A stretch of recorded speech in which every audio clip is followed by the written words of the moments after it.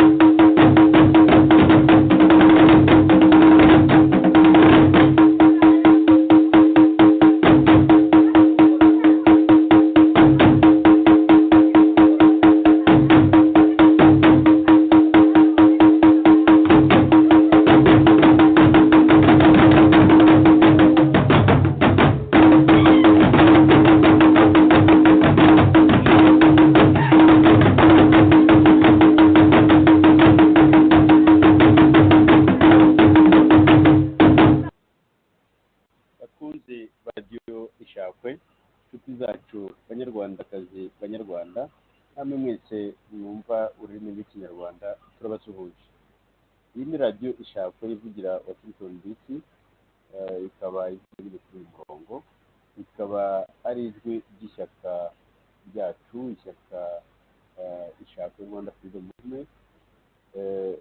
Tukaba tubagezaho nyine ibiganiro byacu nk'uko bisanzwe, nibura nka kabiri mu cyumweru.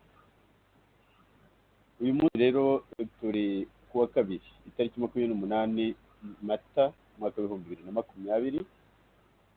Tukaba turi kumwe n'abantu bane, ndaza kubwira basubize mu kanya kari imbere, ari bo Dr. Nkiko Nsengimana, hari na Bwana Jonathan Musonera, hakaba na Bwana Yozefu Ngarambe, nanjye Sixbert Musangamfura. Nagira ngo yenda babanze babasuhuze, turebe ko za mikoro zabo zikora neza, noneho dukomeze ikiganiro cy'uyu munsi. Twahaye inyito urwango hagati y'abanyarwanda ruturuka hehe. Kikaba ari igice cya gatatu cy'ibiganiro twabagejejeho, nza kubibutsa mu mwanya uri imbere, ariko nagira ngo aba bagenzi banjye turi kumwe muri studio babanze babasuhuze, mpereye kuri Bwana Yozefu Ngarambe. Urakoze cyane muvandimwe Sixbert Musangamfura ku mpakanya ko gusuhuza, mbanze ngusuhuze ndetse nabo tugiye kufatanya kino kiganiro, ari bo ba Bwana Nkiko Nsengimana na Jonathan Musonera.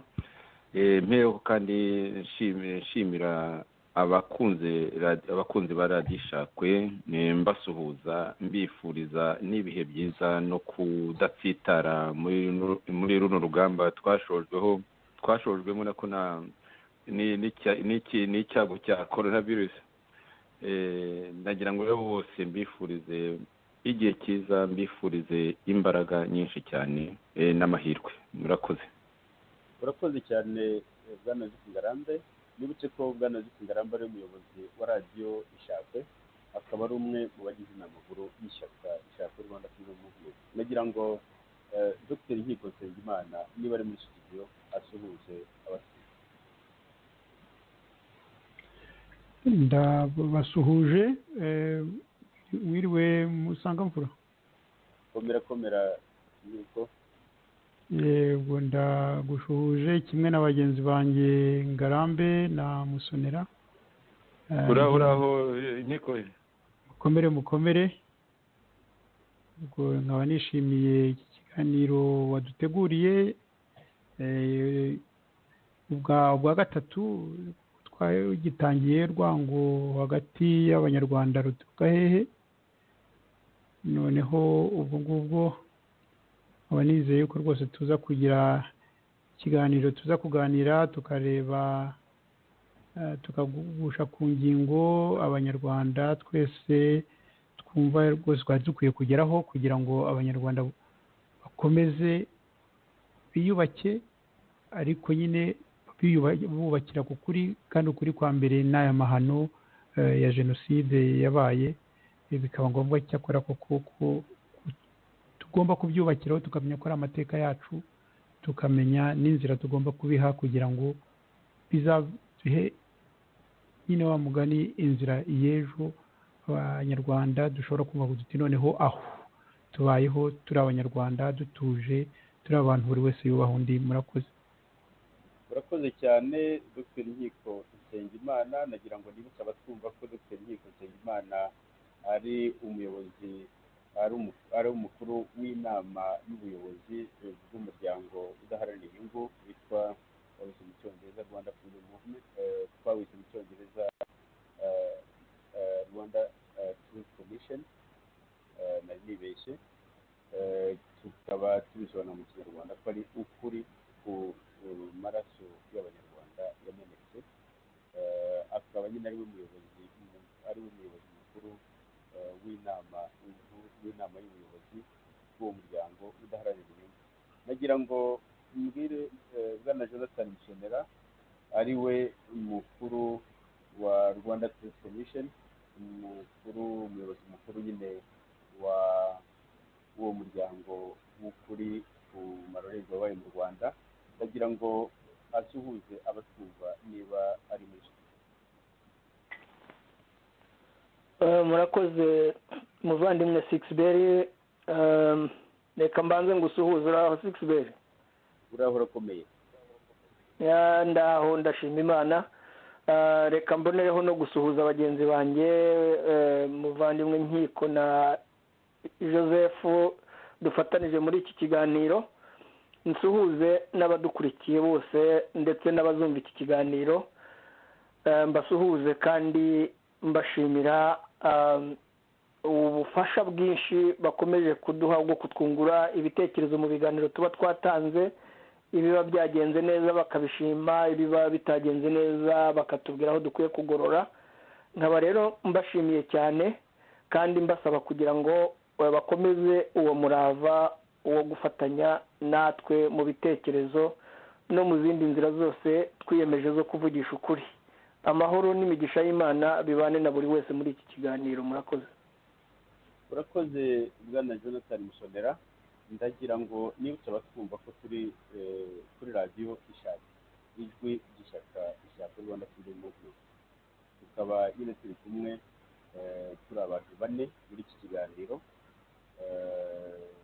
Hari Jonathan Musonera, hakaba Dr. Nkiko Nsengimana, hakaba Sixbert. Biravuga nabi cyane rwose. Hari kuva watangira nagerageje gukomeza kumva ko bimeze kwa bagenzi bacu Nkiko na Musonera. Noneho nsanga ikibazo kiri iwawe, biravuga bititira mu gihe abandi rwose amajwi yabo asohoka neza. Ikibazo rero ngira ngo wakireba, buriya ni wowe wegereye ibyuma, ubwo n'ibibazo ibyo ari byo, nagira ngo rwose ugerageze ku buryo byakumvikana neza. urakoze cyane Ngarambe. Ni ukuzajya ukomeza ukambwira, ujye ukurikira urebe niba wumva icyo kibazo. Uyu birameze neza ntibigititira, mbere byatitiraga niba bimeze neza turakomereza aho ngaho, hanyuma nibihinduka rwose ubimbwira kugira ngo usubiremo. Hari ikiganiro tugeze gukora kwa kibazo bya tekiniki bituma amagambo agenda acikira, ibitekerezo ntibyasobanuka neza ku buryo twifuzaga. None nihaba ikibazo rwose ubimbwira usubiremo. Navuga rero ko muri iki kiganiro turi kumwe na bwana Yozefu Ngarambe, umuyobozi wa radiyo, hakaba Jonathan Musonera, hakaba na Dr. Nkiko Nsengimana na Sixbert Musangamfura uriho ubagezaho kino kiganiro. Nkaba nisegura kuba twumva kubera ibyo bibazo bya tekiniki, ni ibibazo buriya tuzageraho tukabonera igisubizo. Ikiganiro cy'uyu munsi rero ni igice cya gatatu cy'urwango, cy'ikiganiro twise urwango hagati y'abanyarwanda ruturuka hehe. Urwango hagati y'abatutsi n'abahutu ruturuka hehe.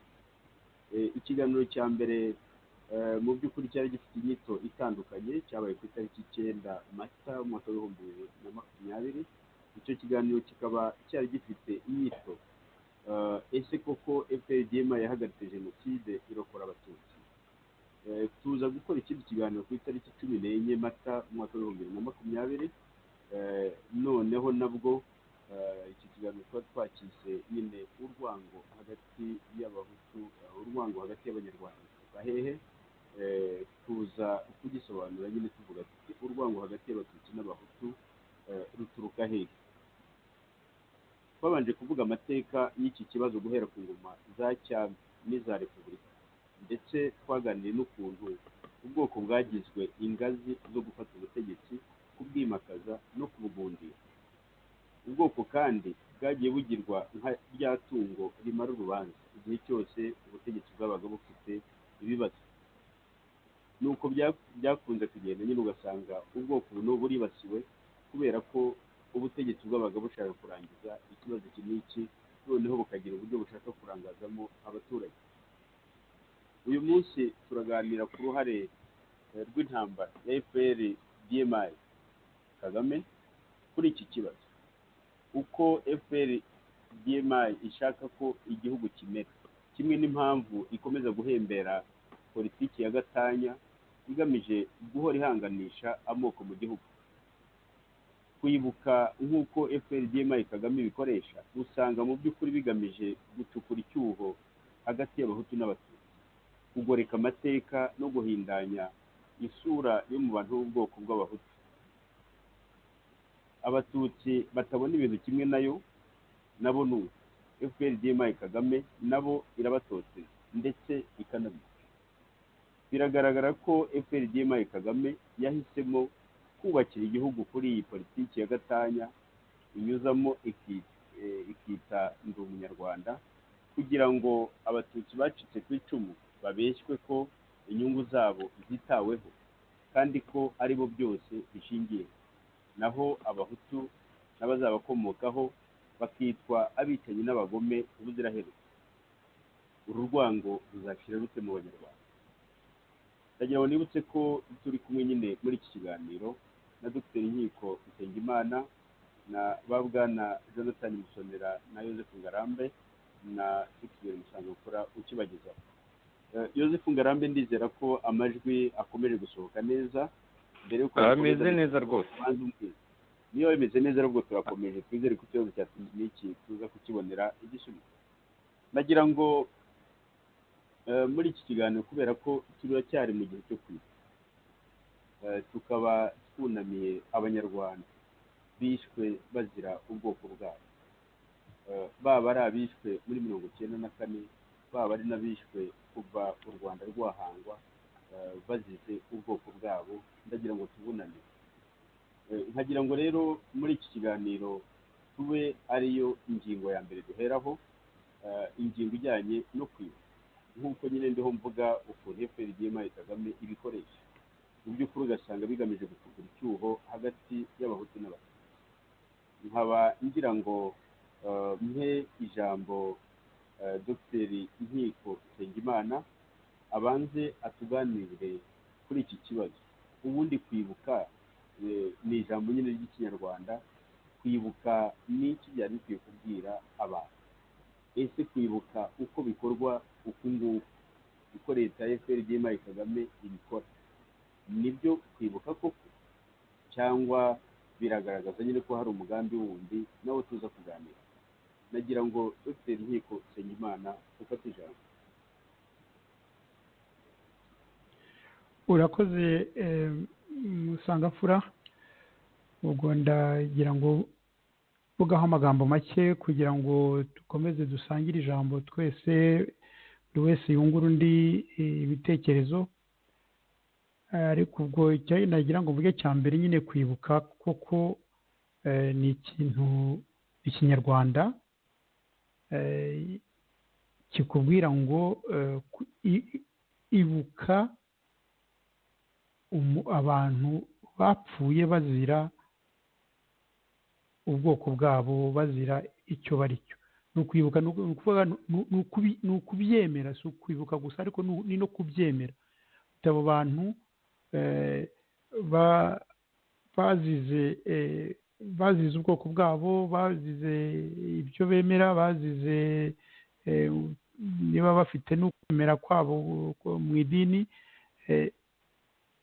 Ikintu cya mbere cyo kwibuka cyo ni ukwemera kw'abo bantu koko bazize ubusa, ukanabyemerera yuko abo bantu bazize ubusa,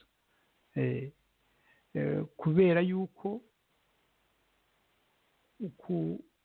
ubuntu bwawe, kubera yuko ko umuntu agomba kubaho, kubera ese indangagaciro nyinshi umuntu ashyira imbere akavuga yuko nta muntu ugomba gupfa ngo azire ubwoko bwe. Nicyo kintu rero cya mbere, kwibuka kwa mbere ni ukwibuka abo bantu, abatutsi bari mu Rwanda bapfuye muri 1994. abo bantu tugomba kwemera yuko rwose ari abantu bazize ubusa, kandi tukabemerera yuko icyo kintu kibemererwa kandi kigahabwa agaciro. Ubwo ni ku byerekeye abatutsi. No ku byerekeye abahutu nabyo ni kimwe. Hari abantu nabo bapfuye, bicwa nabo kubera ubwoko bwabo. Ibyo bintu rero bigomba kwemerwa kugira ngo abo bantu bemerwe, kuko nk'uko ubuzima bwabo babubatse kubera ubwoko bwabo. Iyo icyo kintu cyemewe gituma nabo babona inzira yo kongera kwiyubaka ku bwabo, ku bantu barokotse ku bwabo bashobora kwiyubaka, bigatuma n'igihugu na sosiyete nyuma y'ibintu y'amarorerwa nk'ayo ngayo, y'amahano nk'ayo, ijambo rya Kinyarwanda rwose rirakomeye kuvuga ngo ni amahano yagwiririye igihugu. Ko nyuma y'ayo mahano, kuko wemewe abayaguyemo bazira ubusa, bazira ari abantu nta ruhare babigizemo, bagapfa gutyo gusa. Ibyo rero bituma iyo wemeye abantu yuko ari inzirakarengane, uba ubahaye inzira yo kongera kwiyubaka, n'uko n'igihugu na sosiyete barimo nayo yongera ikaba. Ibyo rero bikaba bituma noneho iyo umaze kubyemera, bituma wongera gushyiraho indangagaciro, kongera kuzemeza izo ari zo koko mu gihugu, ku muntu. Bikavuga bati ubuzima bw'umuntu ni ikintu gikomeye, ni ikintu mbese navuga ku bantu bemera bavuga ko ari nka gitagatifu. Noneho ubwo tukongera tugashobora kurema indangagaciro nyazo, kubera yuko ariko twemeye yuko abo bantu bazize ubusa. Mbese urumva rero ni umuhango ukomeye wo kubaha icyubahiro, kugira ngo biyubake n'igihugu gishobora kwiyubaka. Iyo rero wemeye icyo, ni umwanya nanone wo guha wo kwemera no gushima abantu bakoze ibishoboka byose, ubuzima bwabo bukaba bwarashoboraga kubigendamo, bakarinda abo bantu. Mu Rwanda abatutsi barokotse, nubwo tugenda tunabisubiramo nyuma, nubwo FPR ivuga ko yabarokoye, ntabwo yarokoye. FPR yatsinze intambara. abo batutsi bapfuye mu Rwanda bazira ubwoko bwabo, ababarokoye nabo bakwiye rwose nabo icyo gihe nabo ugomba kubaha, kubemera ko babikoze. Iyo urebye abatutsi, ntawashidikanya yuko abatutsi benshi barokowe n'abahutu. Byerekana rero yuko hakiri inzira yo kongera ko abantu bongera kuzabana, bakabana neza igihari. Ariko icyo kigomba kwemerwa nacyo, kwemerwa ko hari abantu rwose baharaniye bari kugira ngo bakize ubuzima bw'abandi. no ku bahutu bapfuye bishwe muri 1994 na nyuma no muri Congo, hari aho ugenda ubona igihamya y'abantu bari mu ngabo za FPR bagiye uko bagiye babona ibintu babimenye bati naho biri yabona bimugezeho, bese abona ko ari nkawe bagiye kubwira ngo niyice, akabona uburyo bwo kubwira abo bantu ati mwirukanye mugende mugire gutya. Abo bantu nabo bagomba nyine kubona umwanya nabo tukabemera, nabo byerekana nyine wa mugani yuko u Rwanda tugifite rwose amakarita yose kugira ngo twongere tubeho nk'igihugu, twongere tubeho nk'abanyarwanda. Icyo ni icyambere, kwemera abantu bazize ari amahano, bazize jenoside, ari abatutsi bari mu gihugu, ari n'abahutu, gutyo no guha ishema n'ababarokoye. Icyo ni icyambere. Icya kabiri ni ukuvuga uti byakozwe nande, tukemera noneho kuvuga duti ni igihe yuko koko dusubiza inyuma tugahana ibitekerezo byacu tukabisangira, abafite icyo bibuka bakagiha abandi, abafite icyo bavuguruza abandi bakabavuguruza babaha ibindi bimenyetso, ariko ni igihe cyo kuvuga iti ibintu byakozwe nande. Mu Rwanda ntabwo wavuga ngo batutsi ngo bishwe ngo n'uburakari, ngo Perezida Habyarimana amaze gupfa. Oya, abatutsi bo mu Rwanda cyangwa uvuga ngo ni interahamwe, izo nterahamwe zari zifite uwaziyoboraga. Niba ubyemera iyo jenoside yakorewe abatutsi bari mu gihugu, emera noneho uvuga uti ababifitemo uruhare ba Nyempara ntabwo ari ibintu ngo ni interahamwe zitagira izina, ngo ni abaturage barakaye byinshi bitagira izina, biha izina. Tuzi yuko icyo gihe muri 1994 ishyaka MRND no muri CDR hari abantu bakomeye b'abahezanguni bategekaga iryo shyaka cyangwa ayo mashyaka, uretse ko CDR na MRND y'abo bantu b'abahezanguni byari ishyaka rimwe. Abo bantu ntibavugwe. Ntabwo ushobora kuvuga ngo jenoside y'abatutsi yarabaye umuntu wayoboraga izo nterahamwe ngo utavuga yuko afite uruhare muri ibyo. Uwo muntu yagomba kuvugwa akamenyekana. Nzirorera ntabwo ushobora kuvuga ngo ibintu byabaye ngo ntabifitemo uruhare. Ntabwo ushobora kuvuga ko Zedi adafite uruhare, nako si n'uruhare afite. Abo bantu bari hejuru mu gutsemba, mu kugena ko batsemba abatutsi. Ntabwo wabivuga ngo ureke kuvuga abantu bose. Navuze Zedi, navuze Yosefu Nuza, yitwa nde ndaryibagiwe, ndivuze bwo ugize kongera kugaruka. Nzirorera. Ntabwo abo bantu ushobora kumureka. Ntabwo ushobora navuze Zedi, navuze Nzirorera, navuze hari abandi dushobora kongera kumvikana tukamenya. Nk'iwacu Igitarama ntabwo bavuga ngo ntabwo Nzabonimana Karisiti ari muri abo bantu. Abo bantu bagomba kuvugwa bakamenyekana, abantu bakamenya responsabilité, uruhare rwabo ni uruhe. Abo bantu nibo batumye ibi byose bishoboka.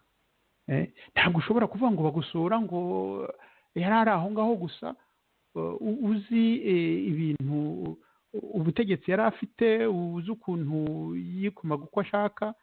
Ntabwo ushobora kwibagirwa abantu nka Bizimana wari minisitiri wa defense icyo gihe, gutyo. Hari abantu rero, umuntu abishe abatumye abatutsi bapfa bazira jenoside bafite abari ku isonga yabyo. Ni kimwe n'ukuntu abishe abahutu nabo bari ku isonga ya FPR-DMI. Musonera akunze kubivuga bihagije, tunikira amahirwe yenda yongera bisubiremo. Ntabwo bavuga ko Kagame ngo ibyo bintu ngo byabaye ngo atabizi, ngo nta n'ibyabaye, ngo niba byaranabaye ngo ntabwo ari jenoside nk'izindi. Ntabwo bavuga ngo umuntu nka Nyamwasa gutyo ngo ntabwo abifitemo uruhare. Aribo bantu iyo mashini bayiremye ikica ikarimbura abantu. Icyo ni icya kabiri mu kintu cyo kwibuka. Icya gatatu noneho rero ni uko abantu baganira koko bati byagenze bite, noneho byagenze bite, buri wese wamugani uko yahaye umuntu buri wese kuvuga uko ibintu byamugendekeye, warokotse uko yiyumva, uko akeka ibintu byabaye, ibyo yabonye, n'abandi gutyo. Mbese abantu bagasa n'abasangira ako kababaro. Nicyo kintu rero cyagombye kuba mu gihe nk'iki cyo kwibuka, ni uko abantu basangira ako kababaro kandi bagashingira ku kuri, bakavuga ibintu ibi byarabaye, n'ibyo dore gihamya ngiyi, atangaho uribeshya kuko gihamya ngiyi n'iyi, ukuri kukaganira koko. Noneho abantu rero bagatuma ibintu bimenyekana yuko ayo mahano yabaye, tugomba kuyamenya, tukamenya ko ari ayacu, tukamenya n'inzira tugomba kugira ngo ibyo bintu bitazongera kuba. Ni ibyo rero uko navuga muri rusange. Ntabwo kwibuka ari ukuvuga ngo biguhe umwanya, yenda ubwo turabigeraho, ngo biguhe umwanya wo kuvuga ngo kuko uri ku butegetsi cyangwa yuko udashobora gushyikirwa, ngo utangire uhimbe ibintu ubishyiraho n'umuntu uvuga ko warokoye, nk'uko bigaragara mu Rwanda, agaciro ke kabure nk'uko abatutsi barokotse muri 1994. Biragenda bigaragara yuko bagenda bashyirwa iruhande. Iyo badashyizwe iruhande baranabica, iyo batabishe barahunga, iyo badahunze barabafunga. Icyo nabyo ni ibibazo werekana yuko umuntu adashobora kwiyitirira, ngo ubutegetsi bwiyitirire ngo iwacu ngo habaye jenoside, ngo niyo ifite ukuri kuri yo kandi nayo ifite ibyo yasabwa. Mpini aho ngaho kugira ngo nange mbahe umwanya wo kubisubiramo, navuga ibyo ngibyo. Murakoze. urakoze cyane Dr. Nkiko Nsengimana kuri ibyo bisobanuro utanze, werekana mbese kwibuka icyo ari cyo n'icyo abanyarwanda bari bakwiye kudutegerezaho, kugira ngo nk'uko gitume abazize ubwoko bwabo, abishwe bazira ubwoko bwabo muri jenoside yakorewe abatutsi, nibura nyine bahabwa agaciro, n'abarokotse bahabwa agaciro muri uko kwibuka. Ariko noneho wareba ukuntu bikorwa, kuko bikaba bigaragara ko uburyo bikorwa bigamije guca icyuho mu banyarwanda, kugira ngo abantu bazahore bahanganye ubuziraherezo. Nagira ngo nk'ijambo Bwana Joseph Ngarambe akunganire kuri iki kibazo wari usobanura. Bwana Joseph Ngarambe. Urakoze cyane muvandimwe Sixbert. Nagira ngo mbanze nshime umuvandimwe Nkiko ukuntu asobanuye ikibazo cyo kwibuka, kimwe mu bibazo by'ingutu mu by'ukuri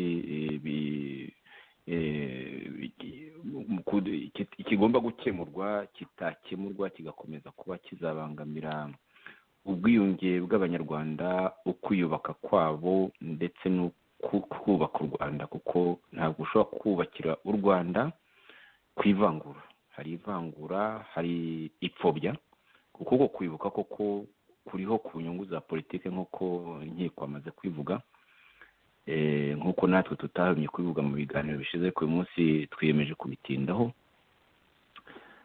Nakunze by'umwihariko ukuntu yavuze ati si ugupfa gusa kuvuga ijambo, ushobora gushyiramo ibintu byose ushatse, ijambo interahamwe. Interahamwe nizo zishe, wibagiwe birumvikana. Interahamwe sizo zishe zonyine, duhere ku batutsi. Ntabwo ari interahamwe. Interahamwe ni bande?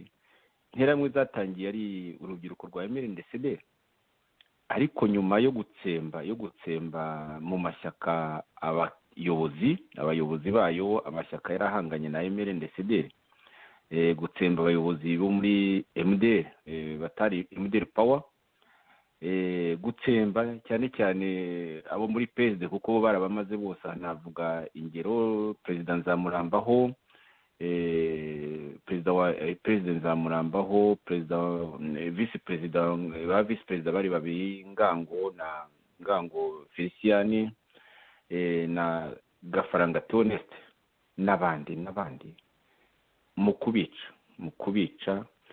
Aha niyo kwibagirwa Minisitiri w'Intebe Agathe Uwiringiyimana, wagombaga kujya kuvuga ijambo ryo guhumuriza abanyarwanda kugira ngo hatabaho ubwicanyi nk'uko MRND-CDR yabyifuzaga, ariko kanamuza kujya kuri radio ndetse ikakubitaho kumwica.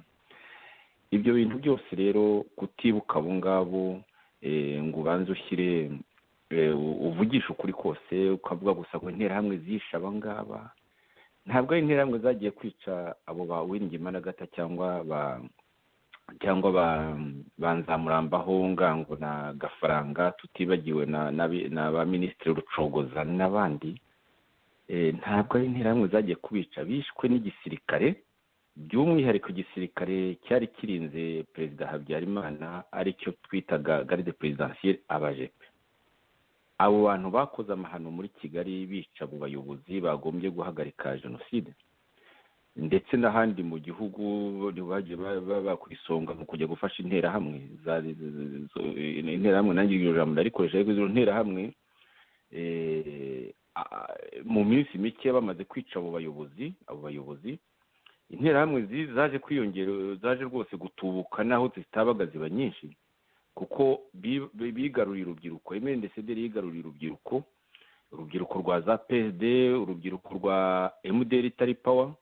MDR yari iyobowe na Twagiramungu, nawe yahunze nyine, basigarana ishyaka risigarana MDR Power, icyo bitaga MDR Power. Ni ukuvuga abari baremeye kwifatanya na MRND-CDR, cyari igice kinini cyane cya MDR. Abo tutibagiwe na PER yari iyobowe na Mugenzi Justine. Abo bose barifatanyije baba urubyiruko rumwe rushorwa mu bwicanyi, rurahimbarwa rubitewe n'impamvu nyinshi, harimo bose ntabwo bari babitewe n'urwango ku batutsi, bamwe bari babitewe n'ubusambo. Harimo mu rubyiruko abasanzwe bica. Icyo gihe rero bari babwiye bati ibyo mukora ni bibi, nako ibyo mukora nako ni byiza, birekana ko muri intwari.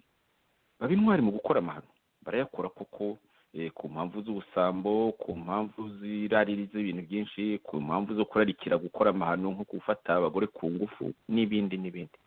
Mbese no gusindishwa n'ubutegetsi, nyine inyota y'ubutegetsi y'abatabugiraga, nyine bari basanzwe bari mu rwego rwo hasi cyane. Icyo gihe nibo basigaye bayoboye igihugu. Ariko ibyo byose ntabwo urumva ko interahamwe, iyo umuntu avuze interahamwe ubwabyo, koko habamo kujijisha. Buri wese yashaka avuga ati abahutu bose ni interahamwe, bikaba ibyo. Utari wavuka n'icyo gihe ati ni interahamwe. Ibyo byose bikabamo kujijisha. Ariko rero ahangaha nongereho ko bidakorwa gusa na FPR-DMI Kagame, ubisanga no muri MRND-CDR mu bisigazwa byayo biri hanze byuzuye muri opposition, ugasanga nabo ubwabo barajijisha bavuga ngo interahamwe, ntibagira amazina. Aha nongere nshimire inkiko ko yavuze yuko amazina y'abicanyi agomba kuvugwa, kuko kutayavuga ni ukujijisha.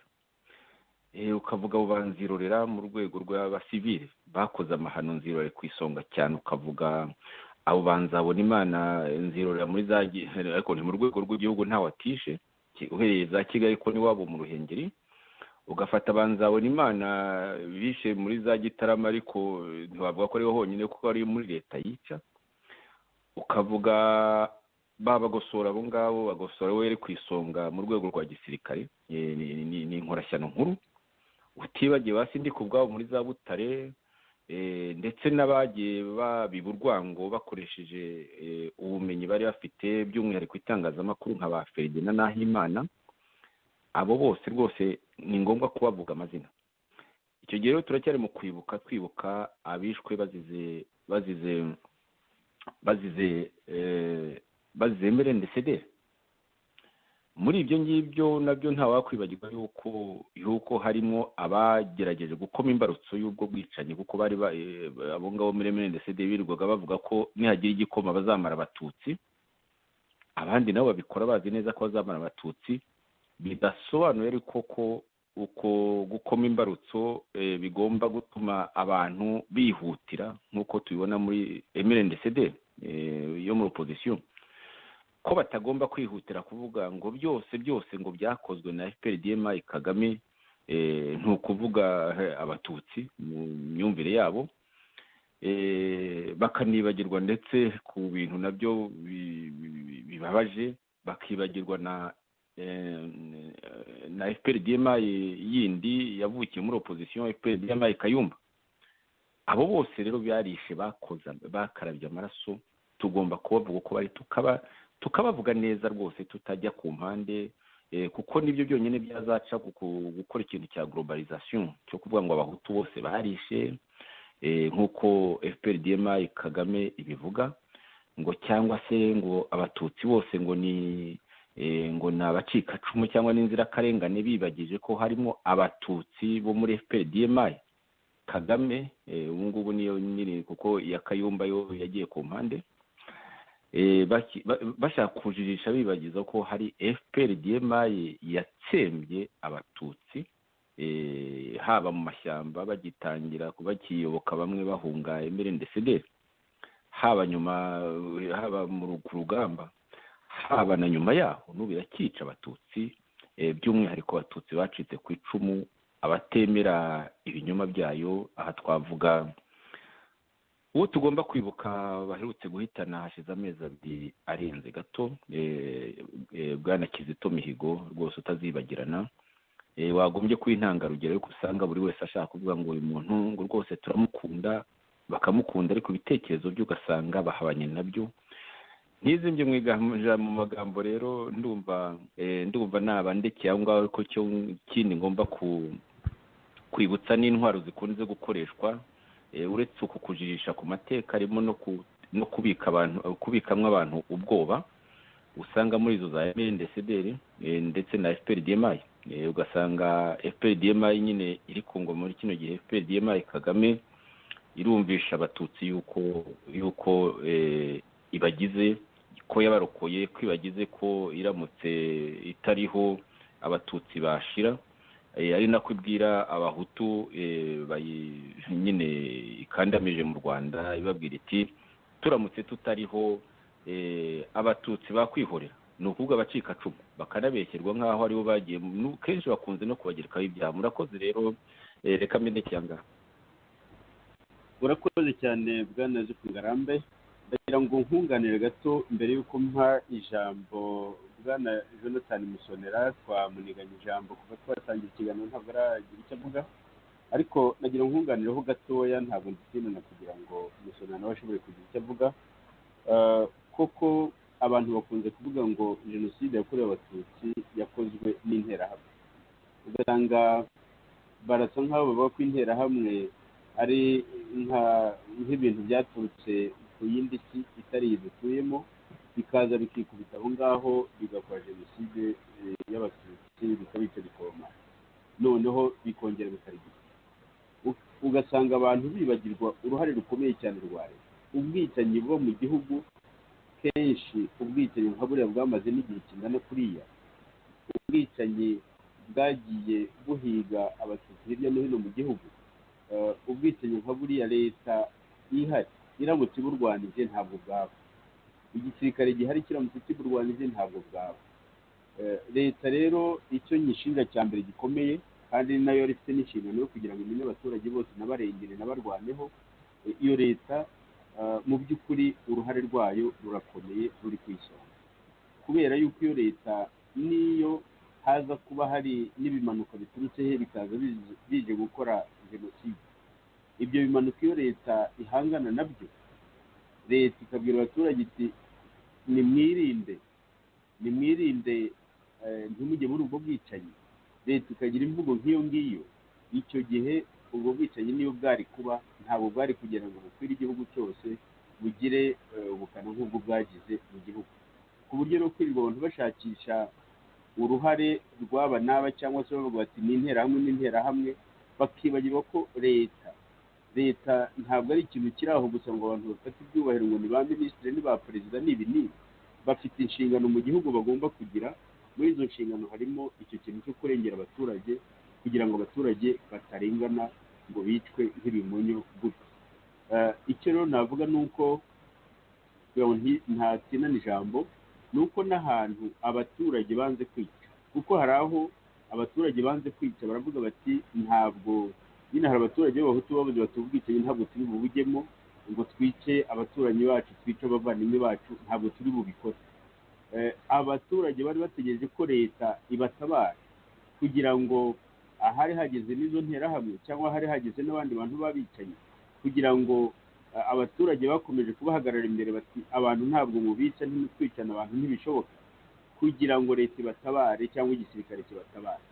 Barategereje kugeza ubwo mu duce tumwe na tumwe, navuga nka za Butare n'urugero, kugeza ubwo sindi ku bwabo wari perezida icyo gihe agiye akavuga ati hano mwigize bantu b'indege mugomba gukora, agahagurikiriza abaturage kwica abagenzi babo. Icyo kintu yaragikoze kandi ari perezida wa repubulika icyo gihe, wari perezida wa repubulika kiriya gihe nyine cya jenoside yakorewe abatutsi. Kuba rero abantu mu bisobanuro bitangwa muri iki gihe usanga abantu bavuga ngo ni interahamwe nk'aho izo nterahamwe zidafite aho zikomoka, nk'aho izo nterahamwe zari zarafashe leta, zikaba arizo zayoboraga leta, arizo zayoboraga igisirikare, zikaba arizo zikora icyo zishaka mu gihugu. Icyo kintu ntabwo ari ukuri. Ikindi nanone, imitekerereze yatumye n'abantu bagera aho ngaho. Iyo mitekerereze nayo ubwayo yatumye, kuko abahezanguni nta gihe batazabaho, nta n'igihe batabaye, ariko abahezanguni mu by'ukuri impamvu badakora ibyo bagomba gukora ngo bice abantu, ni uko habaho ingamba zaba ari iza leta cyangwa se n'izo ngufu z'igisirikare cyangwa se n'imbaraga zishobora guhabwa abaturage kugira ngo wa wundi mubi ushaka ko abantu bica abandi, abantu bamena amaraso y'abandi, ku buryo wa wundi mubi atabona aho ameneka. Mu bihugu byinshi cyane n'ibihugu tubamo byo mu Burayi, abahezanguni barahari. Hari abantu rwose banga nk'abirabura, nirwo rugero nahita ntanga, banga abirabura cyane, bumva abirabura ari abantu bakwiye kwicwa ntibanabe mu gihugu cyabo. Ugasanga ari ishyano ryaguye kuba hari abirabura baba mu gihugu cyabo ndetse bakabona n'ubwenegihugu bwabo. Ariko abo bantu impamvu batica abirabura ni uko hari leta, hari amategeko, hari ibyo bintu byose bituma wa wundi utekereza nabi, wa mugome adashobora kugera kuri ibyo bintu. Ku buryo rero uruhare muri jenoside yakorewe abatutsi, uruhare rwa mbere ni urwa leta. Uruhare rwa mbere ni urwa leta, uruhare rwa mbere ni urw'ishyaka ryari ku buyobozi. Ni ukuvuga ishyaka riba rifite imbaraga kurusha ayandi. Muri icyo gihe ishyaka rifite ubuyobozi, rifite ubutegetsi. Nk'uko ubu ngubu ubwicanyi bukorwa kuri iyi leta ya FPR DMI Kagame, birumvikana ko uruhare rwa mbere nyine ni urwa leta, ariko hakaba n'iryo shyaka rya FPR DMI riyobora. Icyo gihe rero kugira ngo abantu bajye kuvuga ngo ni nk'uko ubwicanyi bwabo ngubu bakavuga ngo bwakozwe n'intore ngo nta bandi, ibyo byaba ari ukubeshya. Ari izo ntore, ari izo nterahamwe, ntabwo ari ibimanuka biba byaje ngo byikubite aho ngaho. Bigira politiki ituma bibaho, politiki ituma bivuka, politiki ibiha n'ubwo bushobozi bwo kugira ngo bibe byamena amaraso y'abantu nta n'inkurikije. Izo nterahamwe kandi n'abavuga bati nizo zaratojwe, zihabwa ibikoresho, zihabwa amabwiriza, zihabwa buri cyose. None si ibyo bimanuka byaraje biba ari nabyo byitoza mu gihugu, byaje bihita bifata leta. Aho ngaho rero numva rwose abantu batinda kuri icyo kibazo ni abantu baba ntaho bataniye n'abahinduye kwibuka icyo kibazo nyine cyo kuvangura, ntaho bataniye. Ni abantu badashaka ukuri kujya ahagaragara, kuko ibyo abantu bavuga ubu ngubu ni ibintu abana bacu n'abandi bato kuri twebwe bashobora gufata nk'ukuri, kandi mu by'ukuri ari ukuri, ari agapande k'ukuri, cyangwa se ari ukuri kugoretse, kugira ngo abantu babone uko babikoramo inyungu za politiki zinyuranye. Jonathan Musonera, umbabarire natinanye ijambo, twakuniganye ijambo, none ndagira ngo ufate ijambo nawe utubwire ibitekerezo byawe kuri iyi ngingo, ariko cyane cyane turaza no kugukenera mu mwanya ku ngingo ya kabiri, aho tuza kuganira ku ruhare rwa FPR-DMI Kagame mu gihe cy'intambara na nyuma yaho. Ariko nagira ngo kuri ibyo kwibuka ubanze ufate ijambo ugira icyo tubwira. Murakoze muvandimwe Sixbert uyoboye iki kiganiro, ndagushimiye. Ndagira ngo nshimire na batubanjirije bagenzi bacu turi kumwe muri iki kiganiro, Dr Nkiko na Joseph Ngarambe, ibitekerezo byiza batugejejeho, ndetse nshimire nawe Sixbert ibyo ushimangiye cyane, kuko ni nabyo nanjye nari bushimangire cyane cyane ku bijyanye n'uko ubwicanyi bwose nk'ubwa jenoside cyangwa n'ubundi bukorwa atari leta ibuhagarariye ntabwo bushoboka. Icyo ni ikintu cy'ingenzi ndanakigarukaho. Iyi ngingo yo kwibuka iyo nyigezeho mu biganiro ngira ibitekerezo byinshi, kwibaza, nkagira agahinda kenshi. Ako gahinda kenshi kakaba kaza mu bice bibiri, kwibaza ngo kuki abanyarwanda bemeye kumena amaraso mu buryo bungana butya. Agahinda ka kabiri nkagaterwa no kwibaza ngo kuki nta somo ubu bwicanyi bwadusigiye. Ibyo bintu byombi iyo mbitekereje niho ngera nkibaza ngo ese u Rwanda nk'igihugu, u Rwanda nk'abanyarwanda b'abaturage barwo, turerekera he? Dusigaje imyaka ingana iki kugira ngo ubu bwicanyi buhagarare? Kuko ntabwo kugeza uyu munsi wa none ubwicanyi burahagarara. Aha rero bikaba ikibazo kinkomerera cyane. Kinkomerera gite? Kinkomerera ko abantu bari muri opposition hanze, abenshi imikorere yabo nta tandukaniro mu by'ukuri n'imikorere ya FPR-DMI iyoboye igihugu, ikiyoboje inkota. Bigaragara ko mu by'ukuri ubwicanyi ku banyarwanda nta kintu butwaye, nta n'icyo buvuze, ahubwo intambara baba barwana nazo ari izifata ubutegetsi bagahindura isura yo kumena amaraso. Bikanababaza ko ababa baragize uruhare muri ubwo bwicanyi buba bwaragiye bukorerwa abanyarwanda, usanga abantu babashyigikiye aho kubaha induru no kubamagana no gutakambira imiryango mpuzamahanga kugira ngo abo bantu banafatwe bashyikirizwe inkiko. Ugasanga turajya kwibanda ku gahinda kuruta gutekereza ku waduteje ako gahinda no gutekereza uburyo ibi bintu byahagarara, ku buryo umunyarwanda byibuze mu bihe bizaza azaba afite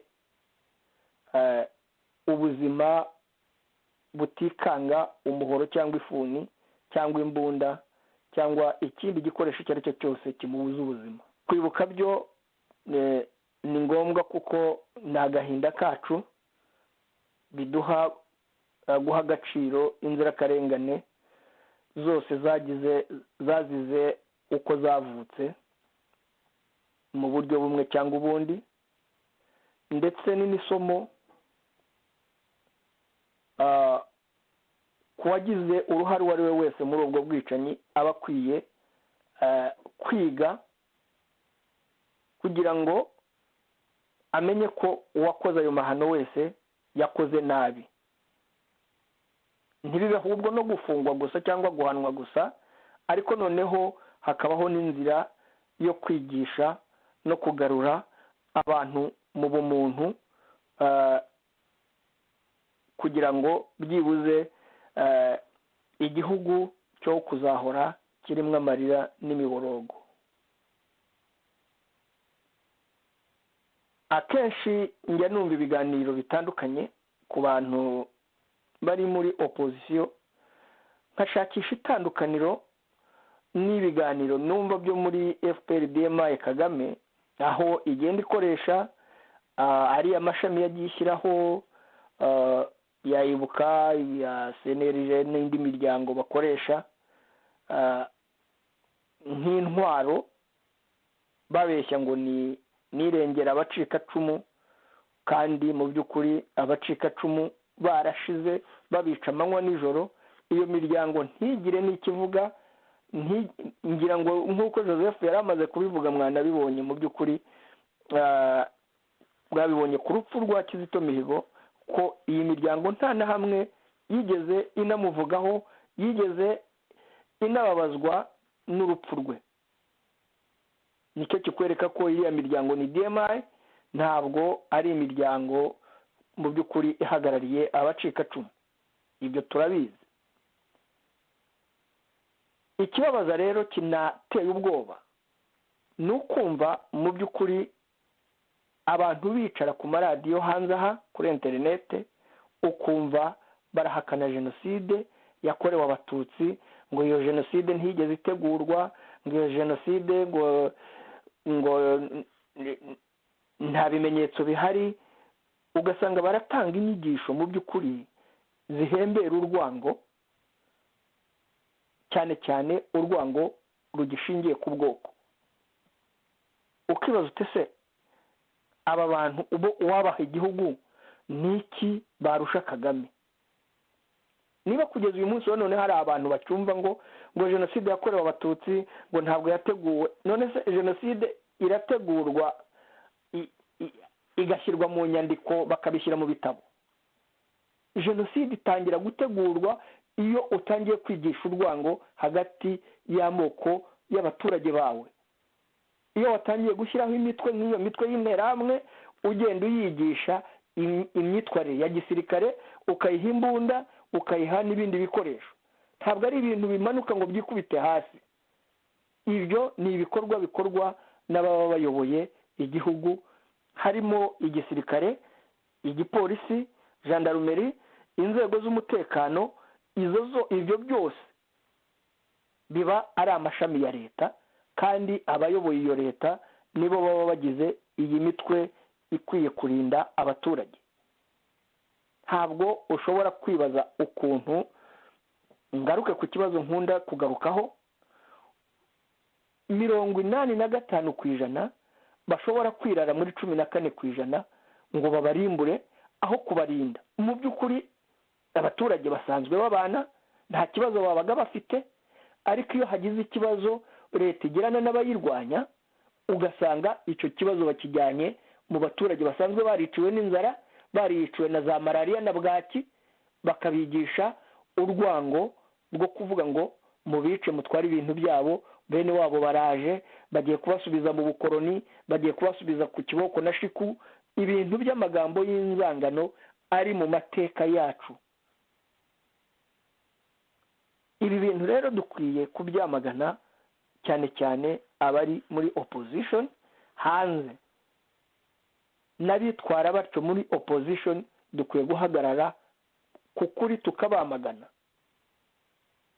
tukabamagana twivuye inyuma, kuko ibi bintu nitutabikora tukaguma kugendera ku magi tutavuga abagize uruhare muri ibi bintu, ni amahano akomeye. N'ubundi nta gihugu kizaba kiva, ntaho kizaba kijya. N'uwavanaho Kagame hajyaho wenda urusha Kagame ubukana. nkaba nshimiye cyane inkiko wanagerageje gutanga bamwe mu bari bagize ubutegetsi bwa MRND ndetse n'abari mu gisirikare.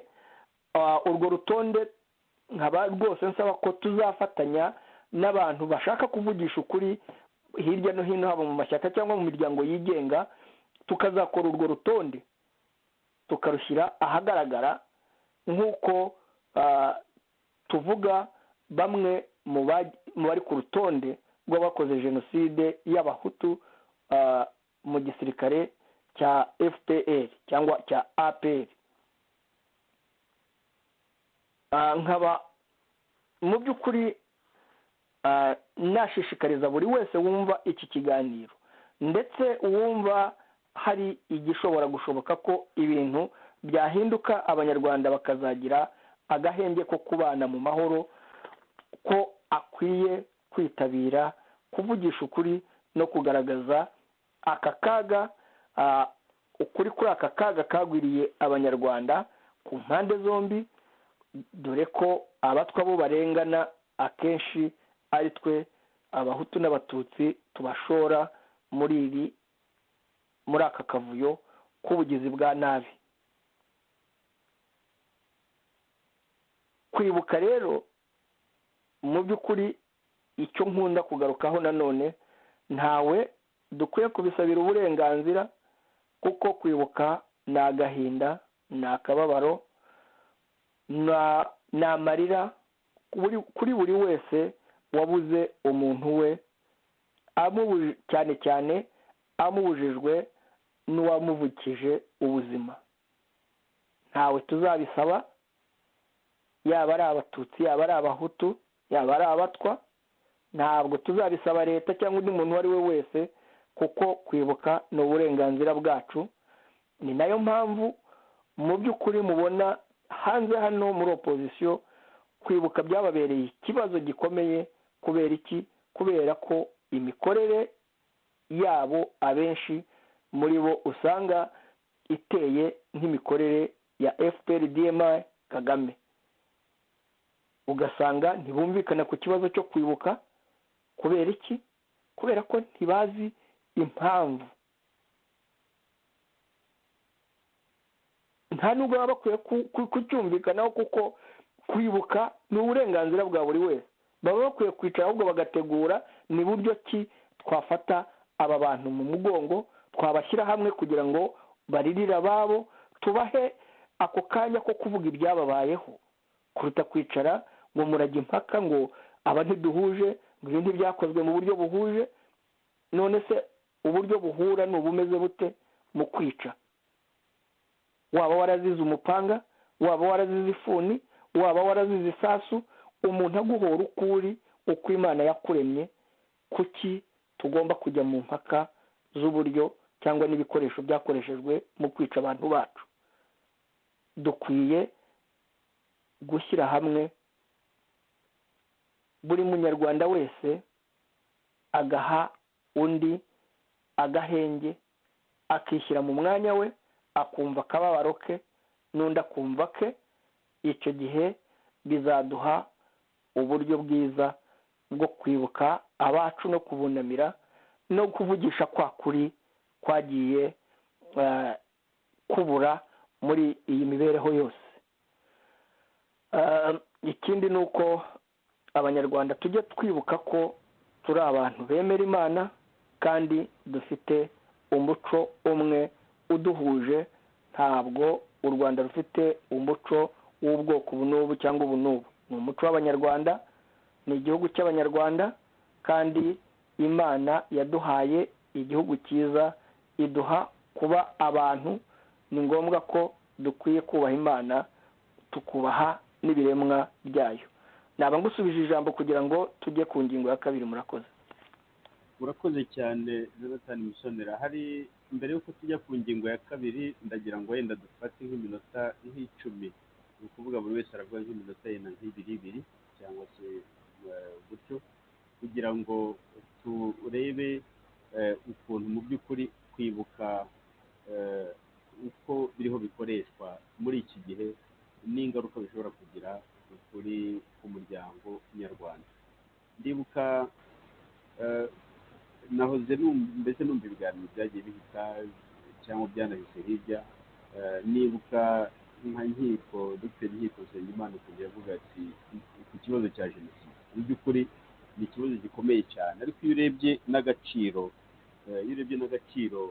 leta ya FPR iha jenoside, usanga hari agaciro ka politiki kugira ngo havemo ndetse ibikoresho kugira ngo ndetse isobanura impamvu yafashe leta, impamvu inayoboye igihugu kikiyobora, ndetse numvikanishe ko yatangiye intambara igiye guhagarika jenoside. Mu by'ukuri ni nk'aho ya FPR ari cyo gishaka gusobanura. Hari nk'are bavuga uti muri opozisiyo kuko usanga hari uguhuzagurika mu bijyanye no kwibuka ndetse no gusobanura ibya jenoside. Icyo ni uko, ariko no muri leta naho niko bigeze. Usanga harimo ikibazo gikomeye cyane ku buryo mu by'ukuri wibaza inyungu abantu bafite kugira ngo bajijishe abanyarwanda, ndavuga abantu bakiri batoya cyangwa n'abadasobanukiwe n'ibibazo uko byagiye bigenda n'abazaza ejo. Ugasanga harimo imbaraga nyinshi cyane ku mpande zose kugira ngo ukuri kuzimangatane ko kugaragara. Hari nk'abantu bambaje bati hari umuntu witwa Tom Ndahiro ukunze kuvuga gukora ibiganiro nyine ngo ni umushakashatsi kuri jenoside yakorewe abatutsi, akaba akora ibiganiro byinshi cyane, nanjye akaba yaranamvuzemo rwose mu bantu ku itariki 7 z'ukwa kane mu bantu ngo barutwitse bateguye jenoside. Noneho bikerekana ukuntu umuntu nk'uwo agaciro mbese, kandi ni nawe kuko ni umuntu uvugira kuri televiziyo y'u Rwanda cyane cyane igihe cyo kwibuka cyageze, ndetse yanahagarariye u Rwanda, yigeze kujya kuvuga mu muryango w'ibihugu bya Afurika, yanazengurutse hirya no hino mu Burayi mu bihugu binyuranye, agenda ahuza abantu muri za diaspora basobanura nyine bya jenoside uko biteye, bityo akaba yarabyigize nk'umushakashatsi. Numvise ikiganiro cyakozwe n'abanyamakuru, harimo Didasi Gasana, harimo Amiyeri Nkuriza, harimo Semana, ndetse na Bwana Jean Baptiste Nkuringoma wahoze ari minisitiri w'itangazamakuru, bavuga ku byerekeranye n'ubwo bushakashatsi bwa Tom Ndahiro, bavuga bati biriya bigaragaza mbese agaciro FPR iha jenoside. Ni ikintu gikomeye ku buryo gufata umuntu nk'uwo utabifitiye n'ubushobozi, utabifitiye n'isesengura, ngo aba ari we usa n'aho ahagarariye FPR mu gusobanura ibya jenoside n'abayihanze n'ibindi nk'ibyo, ugasanga nabyo ni ikibazo gikomeye cyane. Iyo urebye agaciro baha jenoside yakorewe abatutsi ntabwo tuzi, kandi ntibinatangaje ko Tom Ndahiro yananyibasira. Hari ibintu ntigeze nsobanura ukuntu ndi ibyumva mu gihe cy'intambara, ukuntu nari ngiye kwicwa. Mu by'ukuri abantu banjyanye bambwiye ko Tom Ndahiro yashakaga, yari amaze iminsi 2 tuganira aza kundeba, noneho kandi kuko ndagenda aho bangejeje icyo gihe najyanywe hamwe n'abantu bitwa Mbabajende yahoze akora muri Sonarwa, ubundi akora mu muryango uharanira uburenganzira bw'ikiremwamuntu. Icyo gihe rwose twageze aho biciraga abantu, bahasanze abantu bari baboshye, aho bakubitiraga abantu udufuni. Icyo gihe baravuze ngo aba ni abafande Tom Ndahiro. Nagize amahirwe mpava ntishwe ndarokoka icyo gihe, ariko ntiyarekera kuko ndi no muri leta. Yigeze kuvuga ngo, yanabyanditse muri za New Times, avuga ngo birababaje kubona leta ishinga iperereza umuntu ngo kandi bene wabo bose bari hakurya y'umupaka muri Kongo, muri Zaire. Avuga yuko nyine ngo ari bunkorera, ku buryo rero bigaragara ko intambara yanjye nawe cyangwa ukuntu angendaho ni ibya kera si iby'ubu, kandi azakomeza. Bityo kubera ko nabaye umunyamakuru inyandiko nakoze ugasanga arazivugisha ibyo ashaka kugira ngo mbese abone uko asobanura ibyo ashaka gusobanura yambike isura mbi uwo ashaka kwambika isura mbi. Nari navuze ko ibintu bye ntabitindaho n'ubu simbitindaho cyane cyane umuntu wavuze mu minsi yashize ngo abahutu bonka ingengabitekerezo ya jenoside mu mashereka ya ba nyina, numva twirirwa najya impaka ku byo yavuga ari ukumuha agaciro atarakwiye kugira. Nkumva rero ikibazo gikomeye cyane uko kuntu FPR-DMI nayo igoreka amateka, noneho ugasanga n'abagize uruhare muri jenoside cyangwa byaba ari ukuyitegura byaba ari no kuyikora, ugasanga iteka baragenda bakubita hirya no hino, ugasanga nk'abantu bavuga ngo bayiteguye bagafata nk'abantu kanaka, ugasanga abo bantu ntibanaziranye nta n'ahantu bigeze bahurira na hamwe, ariko bakabashinja ko bayiteguye, cyangwa bati yateguwe muri 1959 mu gihe cya revolisiyo yakuyeho ingoma ya cyami, noneho ugasanga mu bayiteguye barakiraho abantu bari bataranavutse. Ndagira ngo yenda aho no kuhatinda cyane, ariko tugane dukomeze ikiganiro cyacu twerekana ukuntu mu by'ukuri ni izihe mpamvu ni izihe nyungu FPR ifite mu kugira ngo ikomeze gutanga ikomeze ndetse kuyobya amarari ku bijyanye na jenoside yakorewe abatutsi, kuyobya amarari ku bijyanye no kwiza. Ndagira ngo buri wese abe yafata iminota ibiri hanyuma tujye ku ngingo ya kabiri. Ndagira ngo mpere kuri Bwana Yozefu Ngarambe, abona mikoro yifunguye, arakurikirwa na Dr. Nkiko Nsengimana na Jonathan Musonera, hanyuma tujye ku ngingo ya kabiri. Murakoze. Bwana Yozefu Ngarambe, uranyumva neza? Ndakumva neza, nari ngize ingorane gatoya z'ibyuma. Wakongera ugasubiramo ikibazo warumbajije?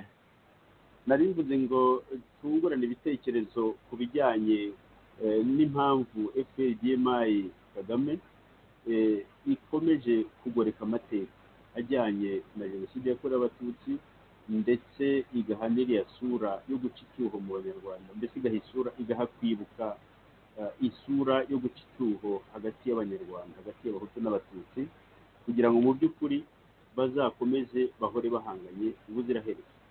Nagira ngo buri wese afate nk'iminota ibiri, noneho tujye ku ngingo ya kabiri. Aha nagira ngo rwose nibutse yuko abasesenguzi benshi cyane twebwe ndetse n'abandi bagiye bavuga ko FPR-DMI yaba iya Kagame yaba iya Kayumba mu by'ukuri zisa na MRND-CDR, yaba MRND-CDR nyine yabayeho igakora amahano, ndetse n'abakomeje kuyihagarira mu bitekerezo bakora amahano baramutse babonye ubutegetsi. Bakora kimwe rero icyo kintu cyo gushaka kugumana ubutegetsi nk'uko wabivuze, nk'uko rwose watangiye ubivuga, icyo kintu cyo gushaka guhamana ubutegetsi no gukomeza kubugundira nyine kugeza imyaka n'imyaka umuntu atabara. Icyo kintu cy'iturufu y'amoko nyine bakomeje kugikoresha, kandi nta kundi bagikoresha nyine batagoretse amateka. Nibyo byose aba Tom Ndahiro abuvuze rwose, niko kazi kabo. Si abantu bafite ubushobozi na gatoya ku mpamvu zinyuranye, ariko si we wenyine. Hari abandi bakora nka Tom Ndahiro, nka ba Tito Rutaremara, bariya ba Kabarebe, James Kabarebe. Bamwe bafite amashuri abandi ntibayafite, ariko bose iyo bigeze kuri icyo kibazo nyine cyo kubeshya, izo ngorane rwose zikomeye cyane ku munyarwanda amoko yombi, iyo bageze aho ngaho nyine mu rwego rwo gushaka kwikanyiza no gukandamiza igice kimwe cy'abanyarwanda bose, ugira ngo nta n'umwe wize, ugira ngo nta n'umwe wabatijwe, ugira ngo usanga ari bamwe. Abo ba Tom Ndahiro rero ni impyisi z'ingoma, ni abantu bakorera ingoma, abantu bakorera ingoma bakabeshya ntibatere isoni, bagahemberwa ibyo, mbese ugasanga ikuzo ryabo ari uko kubeshya. Si byiza, ni amahano, ariko mu gihe batarahanwa, mu gihe bashyigikiwe n'iyo ngoma sibo tunagomba kurangarira nk'uko wanabivuze Sixbert, tugomba cyane cyane kureba uboshya, ni ukuvuga sisiteme yose ya FPR-DMI Kagame. Kagame ku isonga birumvikana ko tutagarukiye kuri Kagame wenyine. Hanagira ngo nibutse ko abantu nka Tom Ndahiro nyine bakora mu rwego rwo kugira ngo ingoma ikomeze, kandi uko ingoma igenda itinda, ingoma ya FPR-DMI imaze imyaka 26, niyo yarushije izindi ngoma zose za repubulika muri ku gihe cya repubulika zayibanjirije. Habyarimana umuntu ashobora kuvuga ko ari 73, 94 imyaka 21 muri rusange, ariko umuntu yabivuga yakayibandaho n'imyaka 11. Uko ingoma zagiye zisumbana, ni nako ubwoba bwo gutakaza ubutegetsi bwagiye butuma barushaho kurushanwa mu gukora amahano cyane cyane nyine agamije mu kwimika no mu gukomeza mu gushimangira za gatanya. Byo ntitwabisubiramo byose ngo tuyure buri ngoma, ariko zirasa cyane ndetse itinze ikarushaho kugira ubukana, kuko haba harimo n'ubwo bwo kuvuga ati tubitakaza, turatakaza ibintu byacu, turatakaza iyo bifaranga byavaga mu mfashanyo tukabikoresha uko dushatse, tukabikoresha umusaruro w'igihugu ukabona nubwo ari mutoya nabo bakebaho byinshi cyane. Ibyo byose ubwo bwoba burabatera. Navuze ba Tom Ndahiro, ba James Kabarebe na ba Tito Rutaremara, kwari ugutanga ingero gusa, ariko nibutse ko kuri Emile Ndesede nawe yari afite abantu haba Hasani Ngeze mu binyamakuru, ba Mukingo, ba Simbikangwa, abo bitwaga abahanuzi. Yari ukozasoni bitwaga abahanuzi kandi bakoreshwa nande ku isonga Habyarimana na system ya Ndesede. N'ubu rero babahanuzi bashya ari ba Tom Ndahiro n'abandi, abo bose tugomba mbere na mbere kutabatinda tukabavuga, ariko cyane cyane dutunga gatoki Kagame na system ya FPR-DMI. Tutibagiye no muri opposition birumvikana nayo ikora nk'ibyabo, kugira ngo itazaba yajya ku butegetsi igakomeza amahano y'Abanyarwanda bakomeza kugira ibyago. Urakoze Sixbert, ijambo warisubirana. Urakoze cyane Bwana Yozefu Ngarambe, uranyumva neza? Ndakumva neza cyane rwose, biravuga neza. Nagira ngo n'ijambo Dr. Nkiko Nsengimana nawe afite nk'iminota 2, hanyuma akurikirwe na Bwana Jonathan Musonera, noneho tubone kujya ku ngingo ikurikira. Bwana Nkiko Nsengimana. Urakoze cyane. Ikintu uvuga ngo iriya leta impamvu ikora ibintu byo kwibuka bimeze kuriya, ukabona ahubwo rwose ikishyira imbere no guhembera umujinya, birumvira leta ya Kagame nta nyungu ifite yo kuvuga ukuri cyangwa yo kugira ngo abantu bibuke nyabwo, kuko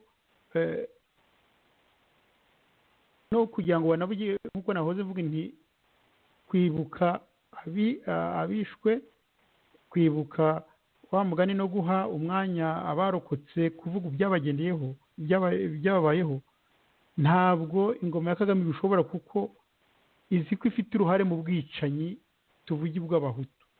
Irabizi. Ntiyabaha rero uwo mwanya yo kugira ngo abantu bibuke nyabyo, izi amarorerwa yakoze, amahano yakoze. Ntiyabikora izi ukuntu ihanura indege igashora intambara, ntiyigeze ifata ivuga ngo ije gutabara abatutsi muri jenoside. Ibyo bintu yabikoze ivuga ko ushaka gufata ubutegetsi, kuko ibikora nta jenoside yari yakabaye. Urumva ko rero ni ikintu rwose cyumvikana. Ntabwo bafite ubutegetsi ntibashobora kuza aho ngaho muri iyo nzira y'ubwiyunge, ntibashobora no kuza mu nzira yo guha uruhare, yo kuvuga abantu bagize uruhare muri ayo mabi yose. Bivuga ko wagira ngo ubutumwa bwayo ni ukugira ngo rwose wagira ngo bufite ubutumwa bwo gutanya Abanyarwanda, kugira ngo Abanyarwanda rwose abahutu n'abatutsi iyo wumva ukuntu bavuga ibyo bigisha, wumva koko ntaho abahutu n'abatutsi bazongera guhurira, ukabona ko ariyo nzira yafashwe, niyo nzira yafashwe yo gutanya Abanyarwanda, kugira ngo ikomeze ubutegetsi, ikomeze igire. naho ubundi iyo ari abantu bafite uko babikora urabona ndagira ngo yenda ntiyabivuga reka mbivuge ni nka Jonathan Musonera reba nk'inzira uribuka muri kibitangira muri mwaka wa 2012 ahari bigibu avuga ati abantu abahutu n'abatutsi bubukira hamwe kugira ngo abarokotse b'abatutsi basangira akababaro n'abarokotse b'abahutu. Iyo niyo nzira ni naho n'ibintu byanaturuka. Ibyo rero bitagenze gutyo nta yindi nzira tuzabona tuzanyuramo. Buriya butegetsi rero ubwo nkabangarukiye aho ngaho mbona yuko ntibushobora guha urwibutso umwanya warwo nyawo wuzuye, ntibishoboka kuko ari leta y'abicanyi, ari leta y'abantu bakoze amahano. Murakoze. none se igihugu kizabaho gite niba koko leta ishyira imbere iyo politiki yo kugira ngo iki cyuho mu banyarwanda? Icyo ni ikibazo gikomeye cyane. Abantu baribaza bati igihugu kizabaho gite, abanyarwanda bazabana bate?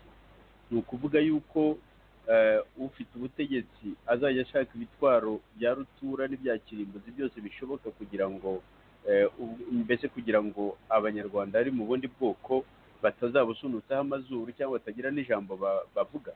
Ni ikibazo gikomeye cyane kubona rwose ingufu nyinshi zishyirwa muri icyo kintu cyo guca icyuho mu banyarwanda.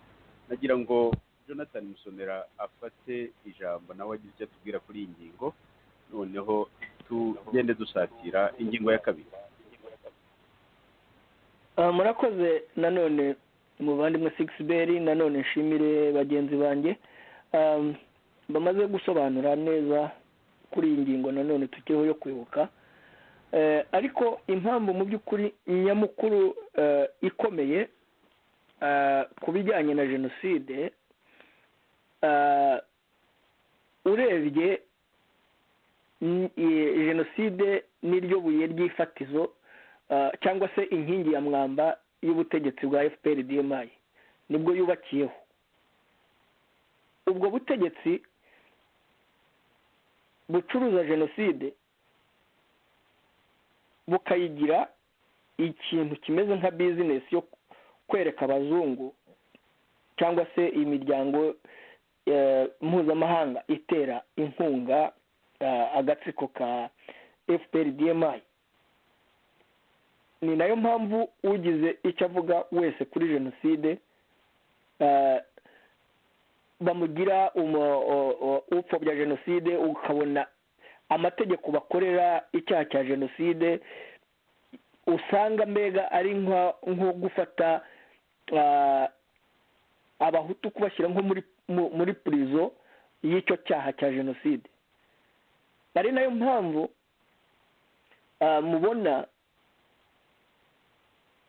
kwibuka bahora mbere y'uko habaho kwibuka, habaho kujya gucukura ibyobo bigaragaza ko abatutsi bari baratabwe muri ibyo byobo bazize ubwicanyi bwa MRND-CDR.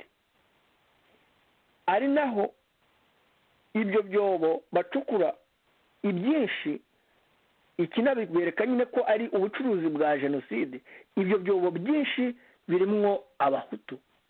Ibicukurwa kenshi muri ibi bihe usanga bavuga ngo harimo 80 na bingahe 30 50 n'ibyobo ahanini birimo abahutu bishwe mu gihe cy'intambara, abo FPR-DMI yagiye itsemba mu gihe cy'intambara. Ari naho nyine bagiye bashyirwa muri ibyo byobo. Iki rero kiba kigaragaza iki? Kiba kigaragaza kujijisha abatutsi bari mu gihugu kugira ngo bagume kubashyiramo umujinya n'urwango, kubereka iyo mibare uko abatutsi bashize. Kuko ntawe utekereza ngo anavuga ati ariko se igihe imibare imaze kugerwaho abatutsi banganaga iki mu gihugu, ukoresheje iyo mibare berekana. Ugasanga izi ngingo ebyiri kuba jenoside ariyo nkingi ya mwamba y'ubutegetsi bwa FPR-DMI Kagame yabwubakiyeho, ugasanga irushaho kubiba urwango hagati y'abahutu n'abatutsi kugira ngo ibashe gukomeza igicuruzwa cyayo kitazahomba. iyi nzira ni inzira ikoreshwa n'ubutegetsi bubi, cyane cyane mwibuke neza ko n'ubwa Emeline Desederi iyi nzira yayikoresheje y'amacakubiri kugira ngo ibashe gutsemba abatutsi, ibabwira ko abatutsi bagaruye ingoma ya cyami, abatutsi bagaruye shiku n'ikiboko, abatutsi bagaruye ubugome, mu batsembe, mu batwarira ibyabo. Ugasanga barubakira ku bwicanyi n'ubugome, cyane cyane kuko wenda bibwiraga ko nibatsemba abatutsi wenda bizaramira ingoma, ariko ahubwo baguye mu mutego. Turibuze no kubigarukaho, baguye mu mutego, bituma ahubwo FPR-DMI yari izi neza ko nibatura muri uyu mutego bazabona uburyo bwo gutsemba abahutu. Naho imitekerereze ya FPR-DMI nagira ngo mbibutse ko ari abatutsi ari abahutu bari mu gihugu bose baba mu gatebo kamwe k'abahutu. Abatutsi ni abavuye hanze nabo bakagenda bashyirwa mu byiciro, ibindi ni ukubeshya, ni ubusa. Icyo rero twebwe tugomba kuguma guharanira ni iki kintu cyo kwibukira hamwe no guha ihumure abanyarwanda bo mu moko yose kugira ngo bibukire hamwe, kuko niyo nzira yonyine yo kunga abanyarwanda no kubegeranya kugira ngo bo guhora muri ako kababaro no muri urwo rwikekwe hagati y'amoko yacu. Murakoze. urakoze cyane Jonathan Musonera. Nagira ngo nibutse abatwumva ko yari radiyo Ishakwe, ijwi ry'ishyaka Ishakwe Rwanda Freedom Movement. Mu kiganiro twahaye inyito urwango hagati y'abanyarwanda ruturuka he, kino gice cya gatatu nyine cy'ibiganiro twabagejejeho kuri iki ngiki. Ndagira ngo dukomeze ku gice cya kabiri, ariko mbere yuko tukijyaho nari mbonye agapande gato k'ijambo nkiko yavuze ubwo twari mu gikorwa cyo kwibukira hamwe muri 2018, niba nibeshya aza kunyibutsa. Ikibazo cya jenoside ni ikibazo gikomeye cyane, ni nacyo ahubwo mbere na mbere gikomeye ni ibikorwa by'amahano byabaye mu Rwanda. Kuba icyo kibazo kitajya hanze ngo kivugwe kose uko kiri, mbona nanjye aricyo kibazo gikomeye cyane.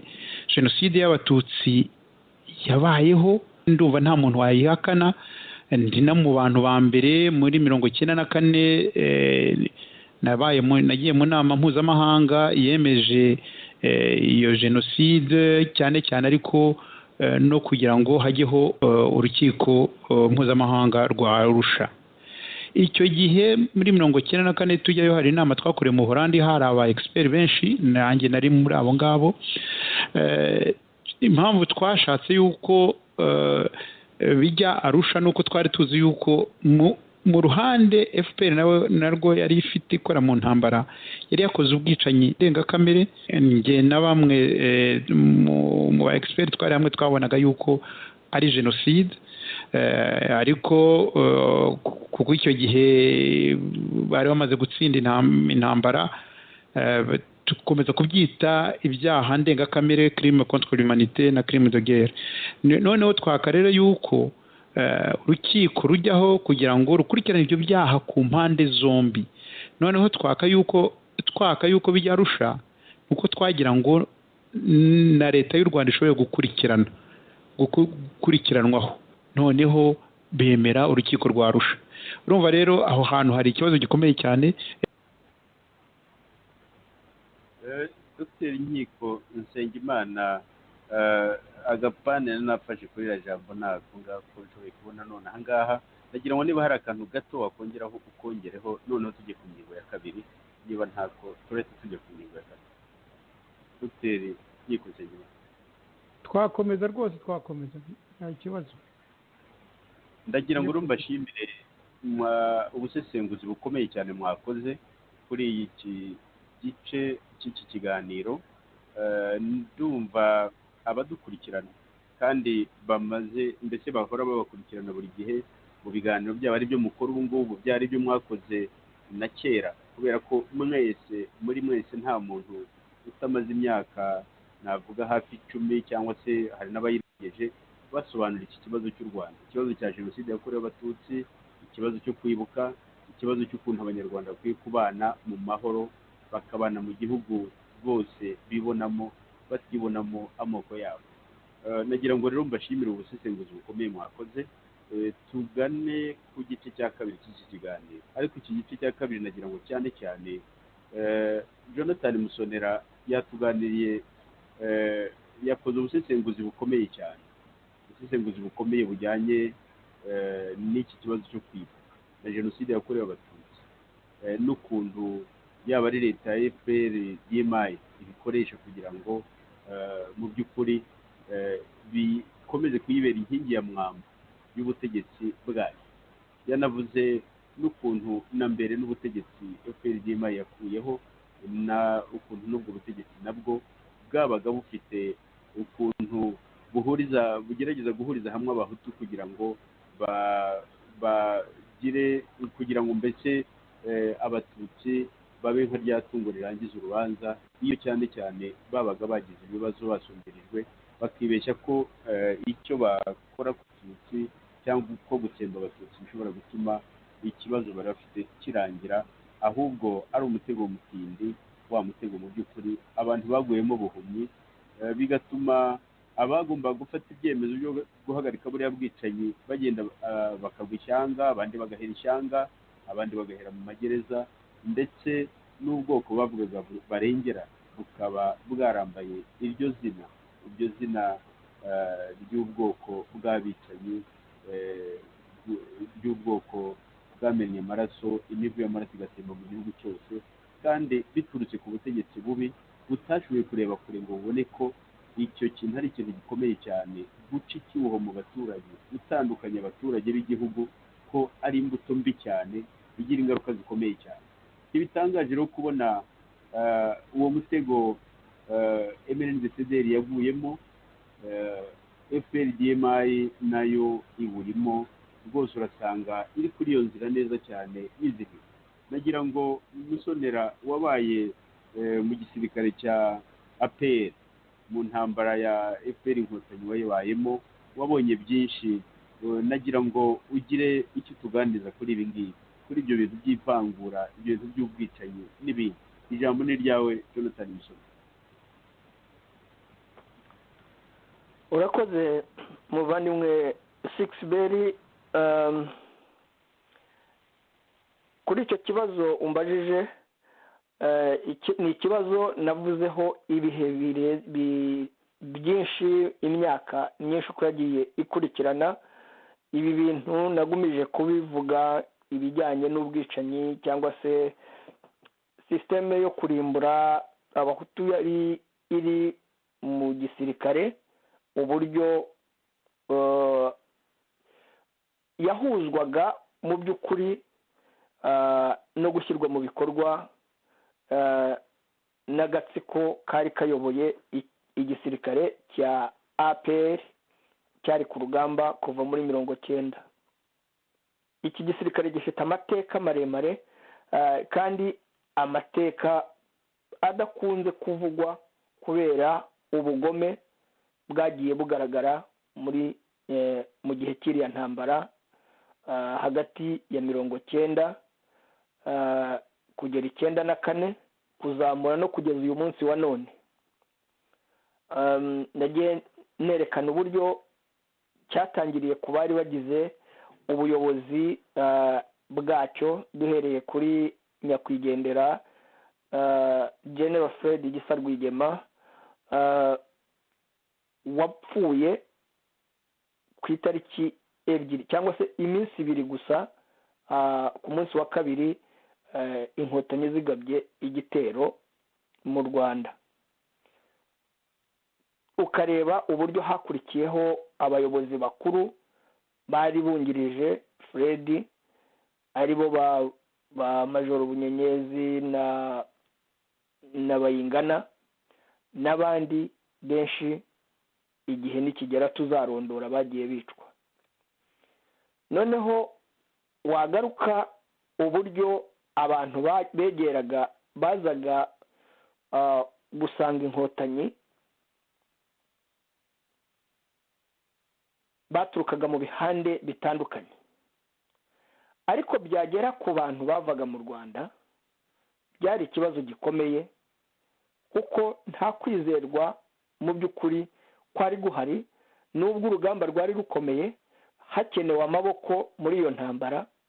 Ariko ndagira ngo mbabwire ko abenshi mu bagannye uru rugamba, abana bavaga i Rwanda, abenshi bagiye bicwa mu buryo bw'amanzaganya, cyane ko batugereranyaga ko abatutsi bari i Rwanda nta tandukaniro n'abahutu bari bahari. Wareba uburyo bukoreshwa mu kwica abo bana, wareba urwo rwango, noneho ukibaza utese ko jyewe nibwiraga ko ndi umututsi, ntaba ngaba nsanze nibwiraga ko ari abatutsi, nkaba ndeba ukuntu batwica mu buryo bumeze butya, nibigera ku bahutu hazacura iki? Bicishaga uburyo bukomeye, ni nabwo bwa mbere nari mbubonye mu buzima bwanjye kuva mvutse, uburyo bwo kuzirikira amaboko inyuma, ukazirika umuntu umureza agatuza, cyangwa se rimwe na rimwe ugasanga aziritse amaboko bayafatanije n'amaguru inyuma, bagakubita ifuni mu mutwe w'umuntu.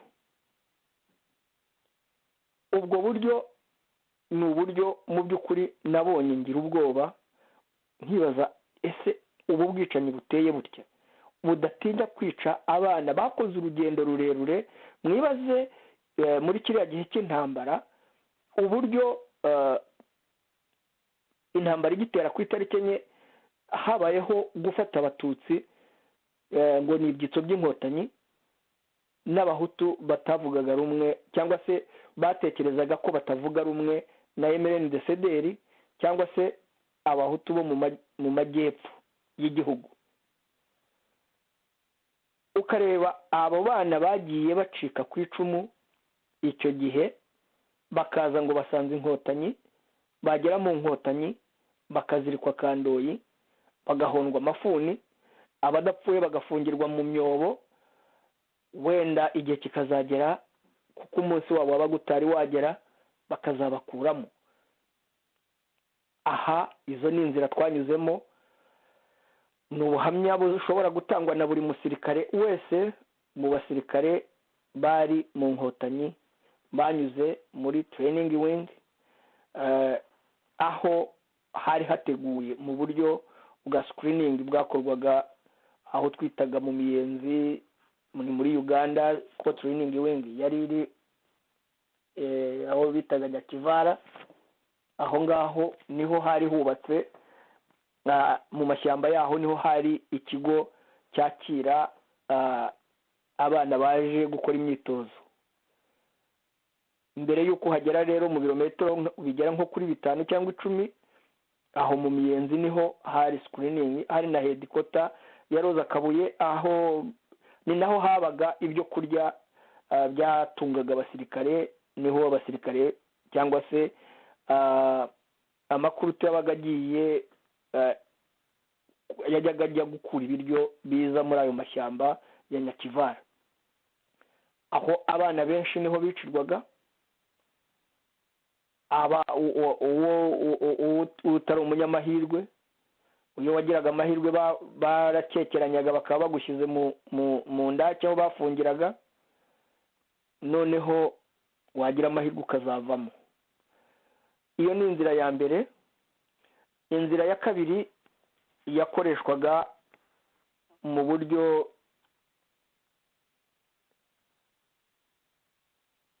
bwo ku rugamba, mu birindiro aho twagendaga dufata, uburyo abaturage bagendaga bicwa, ku buryo umuntu yagendaga bireba ukanibaza ugatangira kwibaza ikintu cyatumye usanga mu by'ukuri abo bantu tutari tunazi, gusa twarabitewe n'inzira twanyuzemo mu butegetsi bwa MRND-CDR bugadusunika kujya mu nkotanyi. Mu by'ukuri nta wari warabitekereje, iyo tuza kubaho neza ntawuba yarasanze izo nkotanyi. Ikibabaje gusa ni uko kuzisanga twasanze zifite ubugome burenze ubwo twari duhunze.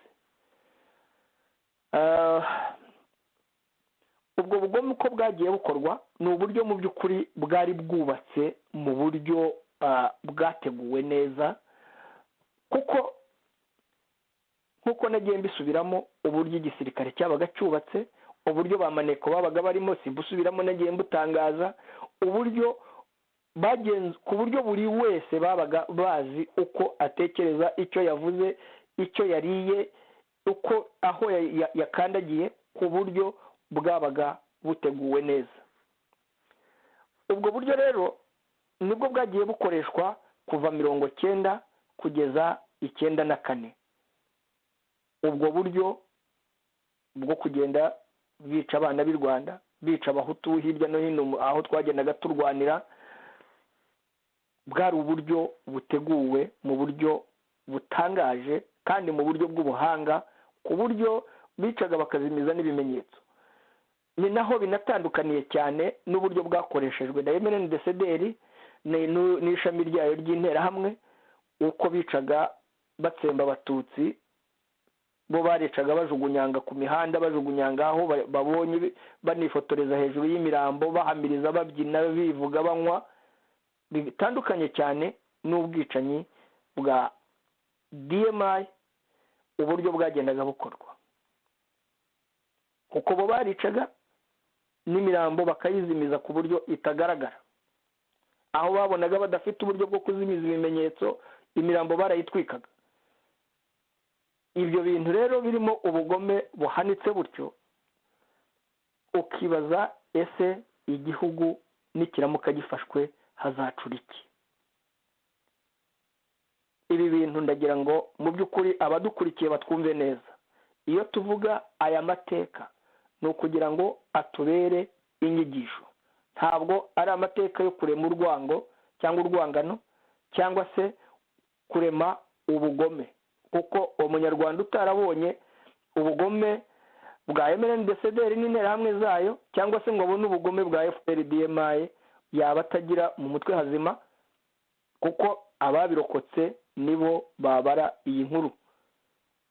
Ibi rero bijye bitubera amasomo n'inyigisho zo kubaka u Rwanda rushya no kubaka umunyarwanda mushya. Dukomeje, intambara irakomeza, mwihute tugere 1994. 1994 yabanjirijwe n'ibitero byagiye biba Ruhengeri, za Byumba. Ibyo bitero bikaba byari ibitero bikomeye mu by'ukuri, ari nabyo byagiye bisunika abaturage ba Ruhengeri na Byumba bagiye baza, harimo abari za Nyacyonga n'abandi bacitse ku icumu ry'ubwo bwicanyi, ari nabo mu by'ukuri bari mu bantu bari bafite ubukana bwo kwica cyangwa se gukoreshwa mu kwica abatutsi imbere mu gihugu. Yo guhanura indege mu by'ukuri yari pura iteguwe neza, yarateguwe na DMI n'abari bayiyoboye, Kagame, Kayumba, Kabarebe, ba Karenzi Karake, ba Nziza, ba Rwahama n'abandi turi bubone ku rutonde rw'aba bantu bari barateguye iri tsembabwoko ry'abahutu, bazi neza ko mu by'ukuri nibahanura indege, ibishugi byo muri MRND-CDR bifatanije n'interahamwe zabo bazagira umujinya w'ubukana kuko barabibonaga, noneho bakirara mu batutsi bakica, noneho bigafasha APR n'ingabo zayo gufata igihugu vuba. Twakoze urutonde tubabwira urutonde rw'aba bantu bari bayobowe na Kagame Paul, hakazaho Kayumba Nyamwasa, hakazaho James Kabarebe, hakazaho Charles Kayonga, hakazaho Patrick Nyamvumba, hakazaho Karenzi Karake, hakaza Fred Bingira, hakaza Samukaka, hakaza Jacques Nziza, hakaza abitwa ba Emmanuel Gasana Rurayi, hakaza ba Dani Munyuza n'abandi tuzagenda tubaha urutonde mu by'ukuri rw'aba bantu bari bagize iyo nzira ndende cyangwa se iryo tegurwa rikomeye ryo kwica. Bamaze kuzuza umugambi wo guhanura indege, bamaze no kuyihanura, uburyo bwari buteguwe rwose. MRND yabagiriye neza, ihita ishyira mu bikorwa gushyiraho amabariyeri no gutangira kwica abatavuga rumwe na leta no kwica abatutsi muri rusange mu gihugu hose, nk'uko mwagiye mubitangaza mbere mu gice cya mbere, aho bangaga kwica abaturage, bangaga kwica abaturanyi babo cyangwa se abavandimwe babo, hagiye hakoreshwa imbaraga z'igisirikare cyangwa se za gendarmerie, cyane cyane mbaha urugero iwacu ari konseye wacu, ari burugumesitiri wacu, banze gushora abaturage mu bwicanyi, bemera gupfana n'abaturage kugeza aho abajandarume n'abajepe bazanye za otoburende batangira kurasa abaturage, baranyanyagira abo bafashe babashora mu bwicanyi ku ngufu, kugira ngo wenda hari barebe ko baramira amagara yabo. Ariko mu by'ukuri urebye uko FPR-DMI yari yateguye kugusha MRND mu mutego, yarabikoze kandi ibikoze birabahira. Ibyo rero guhanura indege, abantu benshi bakunze kubyibeshyaho. Guhanura indege yari inzira ya bugufi yo gutuma MRND yica abatutsi, noneho ingabo za APR zigatangira imirwano, zigafata igihugu ku ngufu, igihe abandi babaga bahugiye mu kwica abaturanyi babo n'inshuti zabo n'abandi inshuti zabo. Nuko byagenze. Noneho kandi bifasha noneho FPR-DMI gushyira mu bikorwa wa mugambi wo gutsemba abahutu n'ubundi batsembaga na mbere y'uko indege ihanuka, kuko nta rubanza rwari kubaho noneho kuko bari babonye inzira ya bugufi.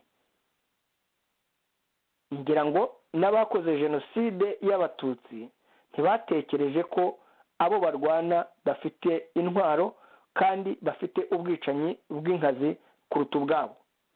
Iyo baza kubitekereza, ngira ngo bari gutekereza bakavuga bati uyu mubare muke w'abatutsi nituwutsemba baratsemba umubare munini w'abahutu, uretse ko udutsiko twose tuba tuyoboye igihugu ntacyo abaturage baba bababwiye.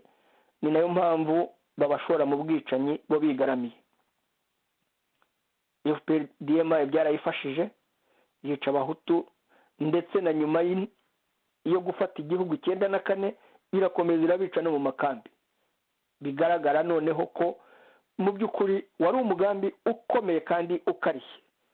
Irabica ku Gikongoro, irabica Ibyumba, irabica Ruhengeri, irabica Igisenyi, irazamuka ijya mu nkambi zo muri Kongo, iragenda kurinda ifata Kongo, ifata icyo gihe yari Zaire, kugeza aho abahutu birukanse ku amashyamba ya Kongo, abacitse ku icumu bahungira mu bihugu bituranye hirya hino na Kongo, abandi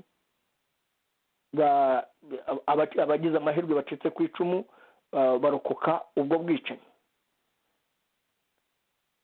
Ibi byose ni ibimenyetso bigaragaza ko FPRDM ntiyigeze ikunda abanyarwanda, ntinakunda abatutsi, yewe n'ibyo ngibyo babeshya.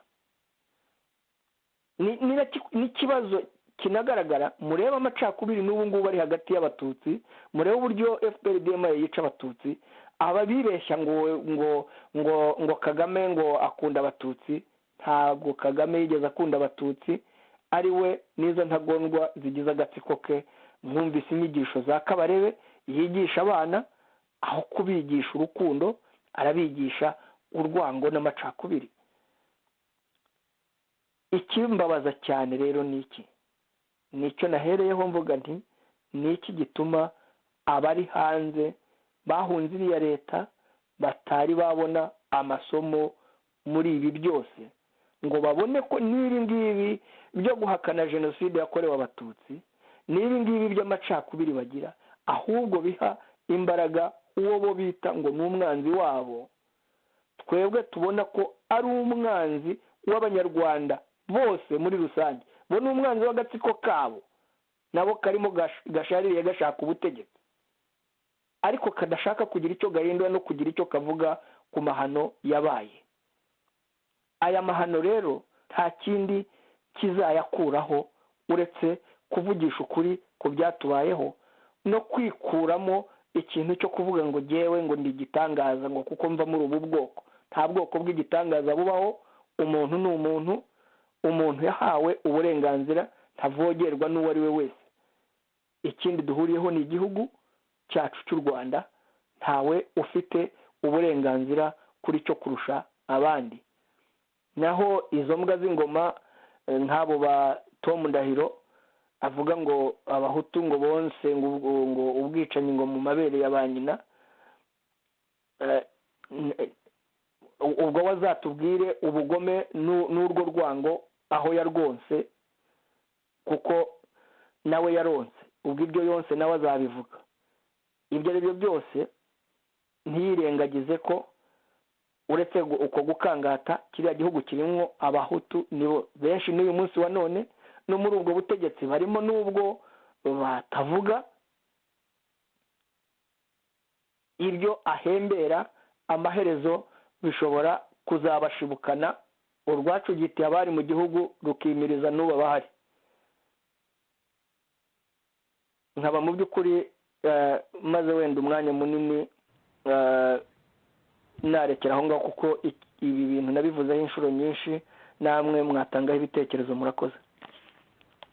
urakoze cyane, uvuze ibintu bikomeye, utanze usobanura ibintu bikomeye cyane rwose, ku buryo umuntu ukurikira ibyo mu Rwanda akumva ubuhamya nk'ubwo ngubwo, akareba igihugu aho kigeze, aribaza ati iki gihugu kiragana hehe. Noneho ukongera ukanibaza utari ko abanyarwanda, kuko aho hose iyo nzira wagenze, uko wabonye FPRDM yakoraga ikiri mu ishyamba, cyangwa nuko yakoze ikimara gufata leta, aho hose hari abanyarwanda. Kuki abanyarwanda bareka ibintu nk'ibyo biba bakabyemera bikaba? Hari abavuga bati abanyarwanda, hari abakeka ko ari ukubera yenda kugira ubwoba, banavuga baterega abanyarwanda nta kuntu batagira ubwoba kubera ko babonye amasomo akomeye cyane, babonye imivu y'amaraso itemba, ku buryo rero buri wese abavuga ati ni jyewe utahe. Bikaba aribyo bituma yenda abantu baceceka ntibavuge, bagashirira mu nda. Ariko rero nanone uribaza uti ni gute habura bwa butwari butuma abantu bavuga bati nidushaka dushire, ariko iri shyano ryo gukomeza mu gihugu cyacu.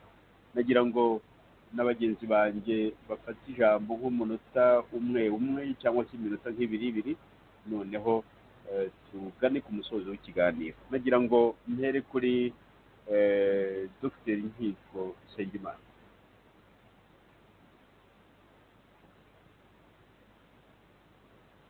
Dr. Nkiko, urakoze. Nshimiye rwose Sunira ibintu amaze kuvuga, birasobanutse bihagije. Ndumva umuntu ushaka kumva yumva, udashaka kumva n'akazi ke. kerekana ko buriya butegetsi icyo buri cyo ko waba umuhutu waba umututsi si cyo kibazo cyabo. Ikibazo cyabo ni uko bafite iyo gahunda yo kugira ngo bagume ku butegetsi bavome igihugu, kandi kugira ngo bakivome mugani ni uko bagomba gutuma abanyarwanda batongera kuba abanyarwanda, nyine igihugu gisenyuka. agira ngo agakeka yuko akari kera bariho abantu babona ko iki gihugu nibikomeza kuriya kizakomeza kigaba igihugu ntikizasenyuka, ariko kuri bo mbona ntacyo bibabwiye. Ikibazo rero uvuze ni kirekire, nacyo hari yenda kizagomba kera yenda tuzongera tukoreho tuzakigarukeho, kuko biterwa n'iki kubona nta muntu uhaguruka akagira ngo ahagarare avuge ati nishaka mpfe birangire. Nicyo kibazo rero mbona twagiye tubivugamo mu muco wacu wa kinyarwanda, n'ibiki byose nabyo bifite aho ibisobanuro. Harimo ikintu cyo kumvira buhumyi ubutegetsi, si n'ubutegetsi gusa, burya no kumvira buhumyi n'umwana ngo niyumvire, aho bamubwira ngo niyubahe bakamubwira ngo yumvire. Umwana akumvira buhumyi ngo bamubwiye ibyo akagikora, ntihabemo akantu ko gushishoza. Icyo kintu gituma mu butegetsi bw'ubukana nka buriya kumvira gukurikira buhumyi ubutegetsi bituma abantu nta kintu rwose bashobora gukora. Ikindi ni ukugira kutagira ikintu wemera kikurenze.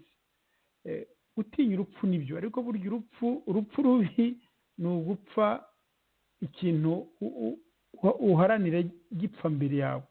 Ni ukuvuga ikintu uvuga uti mfite indangagaciro imeze gutya, tuvuye mbese n'umwana wawe, ukabona umwana wawe uramutanze ngo apfe kandi waramubyaye kugira ngo azabeho nyuma yawe, ukemera ukamutanga kugira ngo ubeho.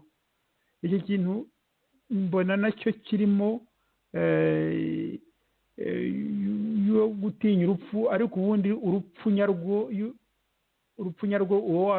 ruba rwakubayeho kuko uba wataye indangagaciro. nkabona biri mu nzira nk'izo, mbona yuko umuntu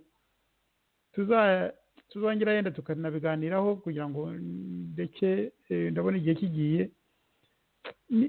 Ni gute abantu bumva ati iki kintu ninkihagurukira niko kubaho kwanjye, nubwo zaba mpfuye ni nako kubaho kwanjye.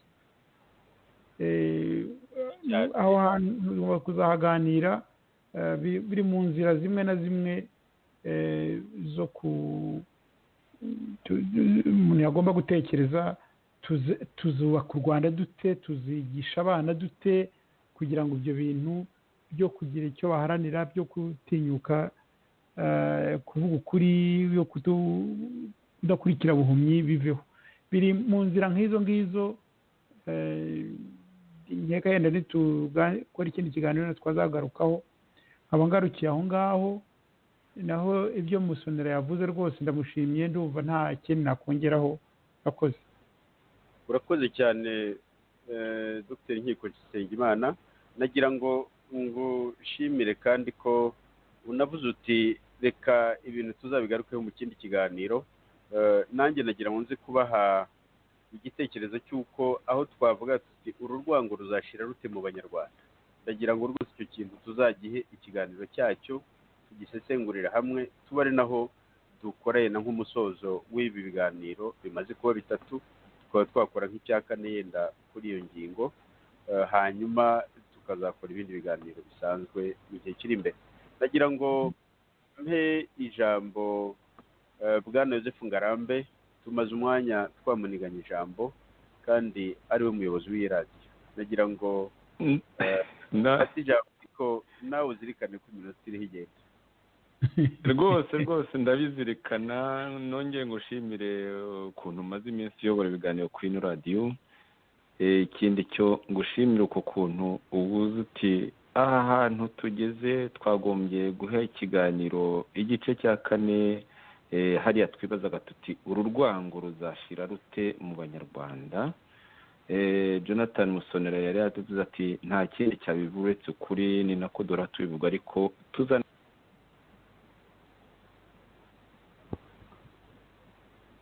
sinzi uko bigenze. Ndabona bwana Yozefu Ngarambe avuye ku murongo, nagira ngo nkomeze.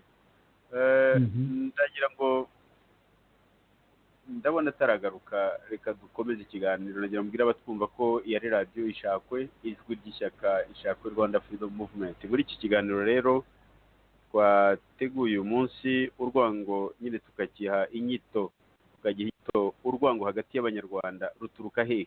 iki cyari igice cya gatatu gikurikira ibiganiro mu by'ukuri twakoze ku itariki 9 Mata umwaka wa 2020, aho twavuga tuti ese koko FPRDM yahagaritse jenoside rokora abatutsi.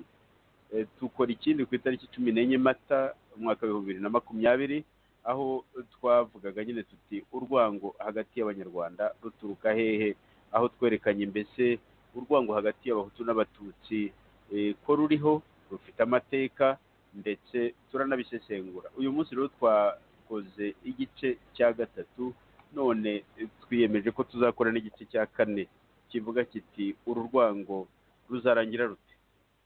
Yozefu Ngarambe mu kanya nari mbonye yaravuye ku murongo, mbonye agarutse muri studio, nagira ngo akomeze igitekerezo cye agana ku musozo. Bwana Yozefu Ngarambe. urakoze cyane, nari maze gushimira abo bose, maze gushimira ukuntu nyine uduhaye uburyo bwo kuzagera kuri icyo gice cya 4, aho tuzareba ukuntu urwo rwango rwazashira. Ndetse Jonathan Musonera yadufunguriye inzira dusanzwe mu by'ukuri tunavuga, ariko tuzarushaho kuvuga ariyo ukuri, kuvugisha ukuri. nabyo twakoze muri hano no muri kino kiganiro twagiye tuvuga ko ukuri ariko kuzavura ibintu. Nakunze cyane ibindi aho Jonathan Musonera yavuze ati kuri FPRDM y'abatutsi ni abavuye hanze. Bisobanura ko twagombye kureba ukuntu mu by'ukuri itigeze yita FPRDM itigeze yita ku batutsi by'umwihariko imbere mu gihugu, kandi ko kwica abahutu ititaye ku batutsi imbere MRND-CDR yahigaga nyine ari kimwe mu bigaragaza. nagira ngo rero rwose ndangize nshima rwose, nongere nshime ukuntu uyoboye ikiganiro 6BR Musangamfura. ariko hari akantu kamwe nagira ngo mvuge. hari kariya kairema audio washyizeho aho inkiko yagize ati nagiye mu Buholandi, ndavuga amagambo yose sinyabasha kuyakoresha, sinayafashe. aho agira ati nagiye mu Buholandi mu nama yemeje jenoside, twaka ko hajyaho urukiko rwo guhana urukiko nyine rwaje kuba kwitwa Tribunal Penal International pour Rwanda, kandi rukajya rusha mu rwego rwo kugira ngo na FPRDM yakoze amahano ibe yahanwa. icyo kintu hari ikintu nyine yego ntawe bihuriye cyane na kino kiganiro, ariko nagira ngo nabyo tuzakigarukeho, kuko hari abantu bakunze kwitwaza barimo abo muri opposition batagira ingano, yaba RNC, yaba FDU, yaba ndetse na bariya bitandukanye nako baracyarimo bariya ba Jean Paul Turashimye, bitwaza ngo jenoside ngo yemezwa n'urukiko. ahangaha rero ndagira ngo inkiko rwose mu bwe icyo kiganiro tuzagikore twerekana twibutsana ko yuko kugira ngo habeho jenoside igaragara yemerwe bidasaba urukiko, ahubwo urukiko rugiye ahubwo kureba ibyayo no kureba abayigizemo uruhare ngo babe bahanwa, ndetse n'ukuri kuri iyo jenoside nyine kurusheho kumenyekana. murakoze rero, wasubirana ijambo 6BR. nongeye gushimira. murakoze cyane bwana Yozefu Ngarambe. nagira ngo nshimire mwese abo twafatanije muri iki kiganiro, Jonathan Musonera, Dr. Nkiko Nsengimana, nawe Yozefu Ngarambe. ndagira ngo nshimire abaduteze amatwi, kandi mbararikire ikindi kiganiro nyine kizakurikira iki ngiki kivuga kiti urwango hagati y'abahutu n'abatutsi ruzarangira rute. ndagira ngo rero mbifurize ijoro ryiza aho bwije n'umunsi mwiza aho bukeye. mwari kumwe na 6BR Musangamfura kuri radiyo Ishakwe, ijwi ry'ishyaka Ishakwe Rwanda Freedom Movement. ikiganiro cyacu kikaba kigarukiye aha ngaha murakoze